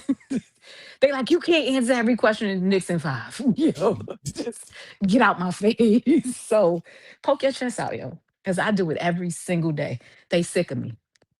I love it, and I will say, they sick of me. My friend, one of my best friends, lives in Miami. He texted me last week, 2 weeks ago. Yeah, maybe like 2 weeks ago. He was like, "Yo, Ron, is this a real thing? Is this a thing happening over there now? Because everywhere I see it, I mean, it's Knicks in 5. It's Knicks in 5. Has Knicks in 5 become the new? I was like, yeah, it really has. For peace be with you. I was. That's like the new DAP in New York. Peace be with you. I was like, that it has become the go-to for everything, and it fits. No, it's like the force. May the force be with you, Tori. Facts. It just makes me feel much better. I ain't gonna lie to you. Ron, tomorrow is gonna be rainy. You ain't gonna be able to go nowhere. Knicks in 5. Like, it just makes me feel better. Like, I'm yes. good. Yeah, I get it. I get it. Yep. It's gonna be something they're gonna have to deal with, and they're gonna have to deal with it all year. We got a whole year of that. Yep. Let's go. That's right. I'm extremely happy. I have not been this happy for this long in a really long time. Right. The only time that it'll probably change is if something happens, and I'm not even going to bring it up because it ain't going to happen. So that's it. Knicks in 5. That's it. How dare you? How dare you? I didn't do it. I know. Don't you dare. I didn't do it. So I'm moving on. Anyway, I just want to say thank you to everybody. Shout out to Carlos Tejada in the building. Yep, we know Mavs can match the offer. Hopefully they don't do it, but we'll see. But they got a lot of guys over there, Carlos. They've got Daniel Gafford. They've got Derek Lively. They've got the kid that they drafted this past year, high on everybody's list. And they also got Santi Aldama. So they got 4 centers over there already that all deserve to play. They all have their own things going on. There really is no reason to match the offer for Cisse, but we'll see where the hate goes. I'm gonna tell you like this. I think there are gonna be some cuts. If anything, this is what they're gonna do. They're gonna try to string us along, and then by the time the training camp comes, we're gonna start seeing a lot of people start falling our way. I could see it. Knicks Nation 112, where the players dwell, says, I start all my meetings and emails. Do you know we are champions? If you didn't know, the Knicks won the championship. I hear you. Listen, I bought some pretzels, right, for the office because I'm that guy. Listen, I think that's an inviting thing. I hate when I go to an office that's all stale and uninviting and like people's like robots. I bought some pretzels. Hey, listen, you want some pretzels? Yeah, I got some pretzels over here. Sure. I put a little thing on it, made a little banner, Knicks championship, put the logo. These are Knicks championship pretzels. That's right. You want one, you got to respect it. It is what it is. That's just what's going on. Okay. You got to deal with it. It's life. But I want to say thank you to Corey Lee. Appreciate you, C. Lee. Thank you to the queen herself, Thank you, Miss Tori Ron. B. Notorious. We are. Yeah. She is. Let's go. Every Let's time go. you do it, I dance. I promise. Shout out to my guy Jay Chosen. Thank you for being here. Appreciate you. And shout out to the chat, man. Y'all been great holding me down. Look at this guy coming in at the 11th hour. Ron didn't dance all show since we are the champions. I don't even mind if he does. Okay, here we go. Look. So yeah, whatever. Thank you. Thank you for not singing either, and thank you for not coming on the chat. Appreciate coming on the chat. Thank you, Wishy Washy. Hey, the boy's gone. Just tell Wiz you hope it's snowing wherever he at. That's it. That's a fact.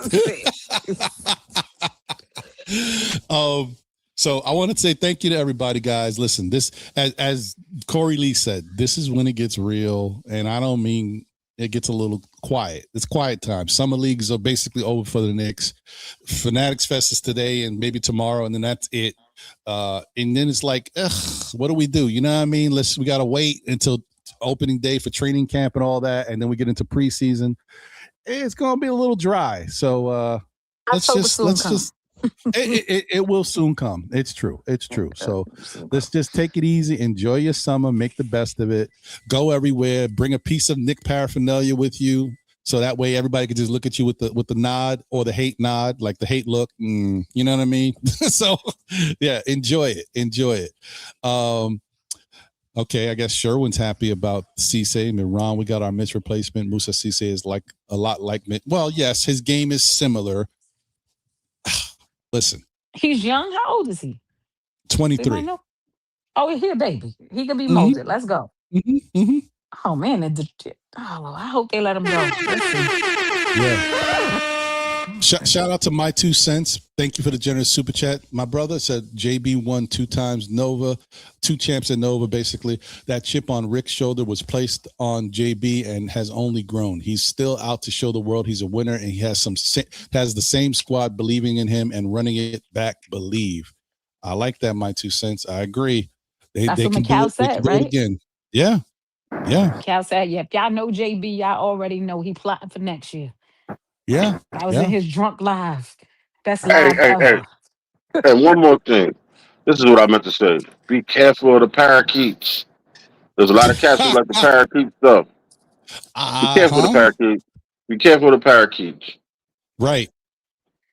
There is a lot of that going around. There's a lot of people that don't know nothing about nothing and just repeating what they heard somewhere else. Yeah, don't listen to them. I don't even listen. I'll be honest with you right now. There's 2 people that have flip-flopped in media that are all Knicks right now. I don't even care what they say. Don't tell me, oh, Brunson is the best this, or the Knicks are the best this. Before the Knicks won, you wasn't saying any of that. I don't want to hear nothing from y'all. I don't care. So it's cool. So be careful. You talking about Bonton? You talking about you, Bonton? I'm also talking about Max Kellerman. I don't want to hear nothing. Oh, from Max I don't even. Max Kellerman. Max Kellerman does that. Yeah, he sure did change his tune. I mean, most of them did though. You gotta show him food for some guys. Can you imagine Paul Pierce wearing a Knicks shirt and talking? You kidding me? What? Paul Pierce stay true to the game. He don't like. At least I know his hate is real. Yeah, I mean he's a real hater. So don't just be that. He might, like someone said the other day, he must have lost the bet because why is he wearing a New York Forever shirt? Yeah, okay. He lost the bet. He had to wear it. Yeah, he lost to thinking KG. Okay. Kevin Garnett. Man, Kevin Garnett roasted him so bad. And they last year for about 3 or 4 weeks he was roasting him. Wow. Wiz says, I'm in a cabin in the Blue Ridge Mountains of Georgia with no Wi-Fi, so I can't jump on Tory B. It is sunny and beautiful. Oh, you know what? I'm gonna tell you what you can do to fix your... Real talk, be careful, because I know you look like one, you shape like one. There are bears out there. Make sure you wear some reflective vests and stuff like that. You ain't right for that. You are definitely not. I'm gonna tell you, Wiz. I can tell you what you could do to improve your Wi-Fi over there, but I'm gonna tell you once the show is over, so you have no chance of coming on this show. So we'll talk. Wiz says my cousin made some jerk chicken curry goat rice and peas, plus my sister made some rasta pasta. Ooh wee. All right. It's still About snowing. time you had Rasta pasta. Mm-hmm.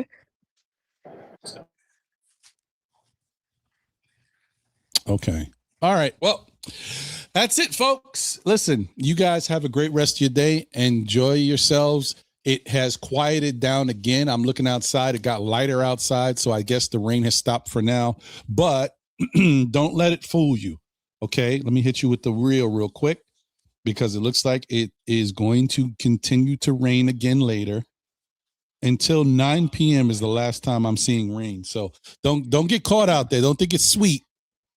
All right. Anyway, y'all, remember what I always say. Tell a friend who tells a friend who tells another friend. Still, Knick fans, we'll be back again, whether it be on Saturdays at 11:30-ish, 11:45-ish, depending on what's going on for Know the Ledge. This Monday, if I get confirmation on a special guest, then there will be an SKF Weekly, and we'll go from there. And that's at Monday at 9 p.m. We'll see. And you got that text from me with Josh Hart's number, right? That's the special guest, listen, right? I appreciate that, man. I'm gonna holler and let him know. Listen, thank you, Corey Lee, for coming through and getting you out here for me, man. Listen, if I get everything lined up with Josh Hart, then Jalen, and then Carmelo, like, really getting the special guest popping, you know what I mean? We'll see. I just want to say thank you to everybody, y'all. Remember what I always say, man. The good, the bad, the ups, the downs, the one win in the summer league. No matter what, we are still Knick fans. Like, it just is what it is. Right. And y'all take care of yourselves. Be good. If you can't be good at it, as Tori says, but don't get arrested. You know what I mean? Just keep believing. And keep letting the haters look at you in disgust, because the glow is filtering around them. They can't deal. Why you shine so bright? You know why. Knicks in 5. So listen, it is what it is, y'all. Take care. And I don't know what to say. I don't know what to do anymore now that there's no basketball. I'm like, I'm just gonna have to chill. I'm gonna have to play 2K, wait for football. I see Parrish is like, we need a watch party for opening night for the Giants. I'm like, look, I don't know, man. We'll see. I'm waiting for. I do not want to be disappointed again this year. I'm waiting for some good football from New York. We'll Ron, stop that. Listen. The takeover started over there now. You understand what I'm saying? You see, what happened? What happened is that all the goodness of what happened in the city is pushing out there to the MetLife, and it's not and it's not in green. It's in red, white, and blue. So look forward to the change coming. I'm looking at us like getting back into the Super Bowl race in about maybe 2.5 months season. Okay. Hey, listen, from your lips to the football gods. Yeah, I like it. Let's go. I want a better product for all of our New York sports, because right now the Knicks gave us something that we've been waiting for forever, and now all these other teams got to step up. Let's go. Also, to let Jarrell know, I'm here for him, because I know it's hard to have a football channel with basketball people on it. So I could always help him out with that. You got it, brother. I love you, yo. And shout out to David, says, Ron, do you think the Mets should trade Lindor? Yes, trade them all. Trade everybody. I don't care anymore. I'm done. Forget it. I'm tired over there. Listen, maybe they'll turn it around. Yeah, listen, they could, but I don't think it. Y'all haven't had the All-Star break, have y'all? No, yeah, the All-Star break was this past week or so. 2 weeks ago. They might pick it up. You never know. Yeah, for a team that historically falls apart in September, I'm not feeling it. So they might pick it back up. Right. How many games you back? You want to hear something, Corey? And this is the last thing I'm going to say about this, because I'm disgusted at myself. I don't know. You know how many Met games I've watched this year in its entirety? None. I've only watched God bless your soul. Ron, you got to go to a game. That's what it is. You got to go. I'm going to try. I'm just so upset with You better hop over there before the casino get over there. Yeah, I know. Well, listen, if they want to raise prices for that product, good luck. Baseball's a different animal. It ain't the basketball. They ain't selling out. Listen, Knicks City in 5, Field. Ron. Just Knicks in 5. Yeah, Hold on thank to you. that. Knicks in 5. Listen, Knicks in anytime they have the Knicks there to show love, I might pop up. OG and the Yeah, Knicks. nah, you need to go there and just wear the Knicks jersey because the same colors. You might resonate something. They need something. You're right. I saw Brunson was at the Yankees game yesterday. They need some help too. Look, it is what it is. Whatever. And I found that hat too he had on. I brought one. Yeah, that was kind of fire. Knicks in 5 on it too. Yeah. Okay. I mean, I'm not a Yankee fan, but I thought the hat was cool. Anyway, What you found in y'all that take story? care of yourselves. Yes. And enjoy the rest of your day. Oh, look at this. The sun's coming out. Look at what a weird day this is. Weird. It's gonna be doing that all day. Yeah, this is weird. Weird stuff. Yeah, probably because we wrapping up and we talking about the Knicks. That's how you end the show, yo. With the sun coming That's out. what we do. That's right. Bring the sun out. Facts.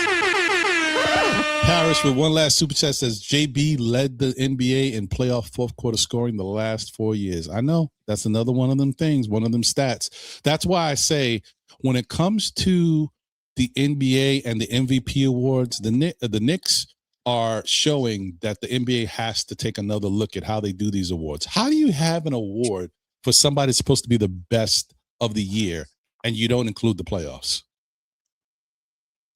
I don't know. Yeah.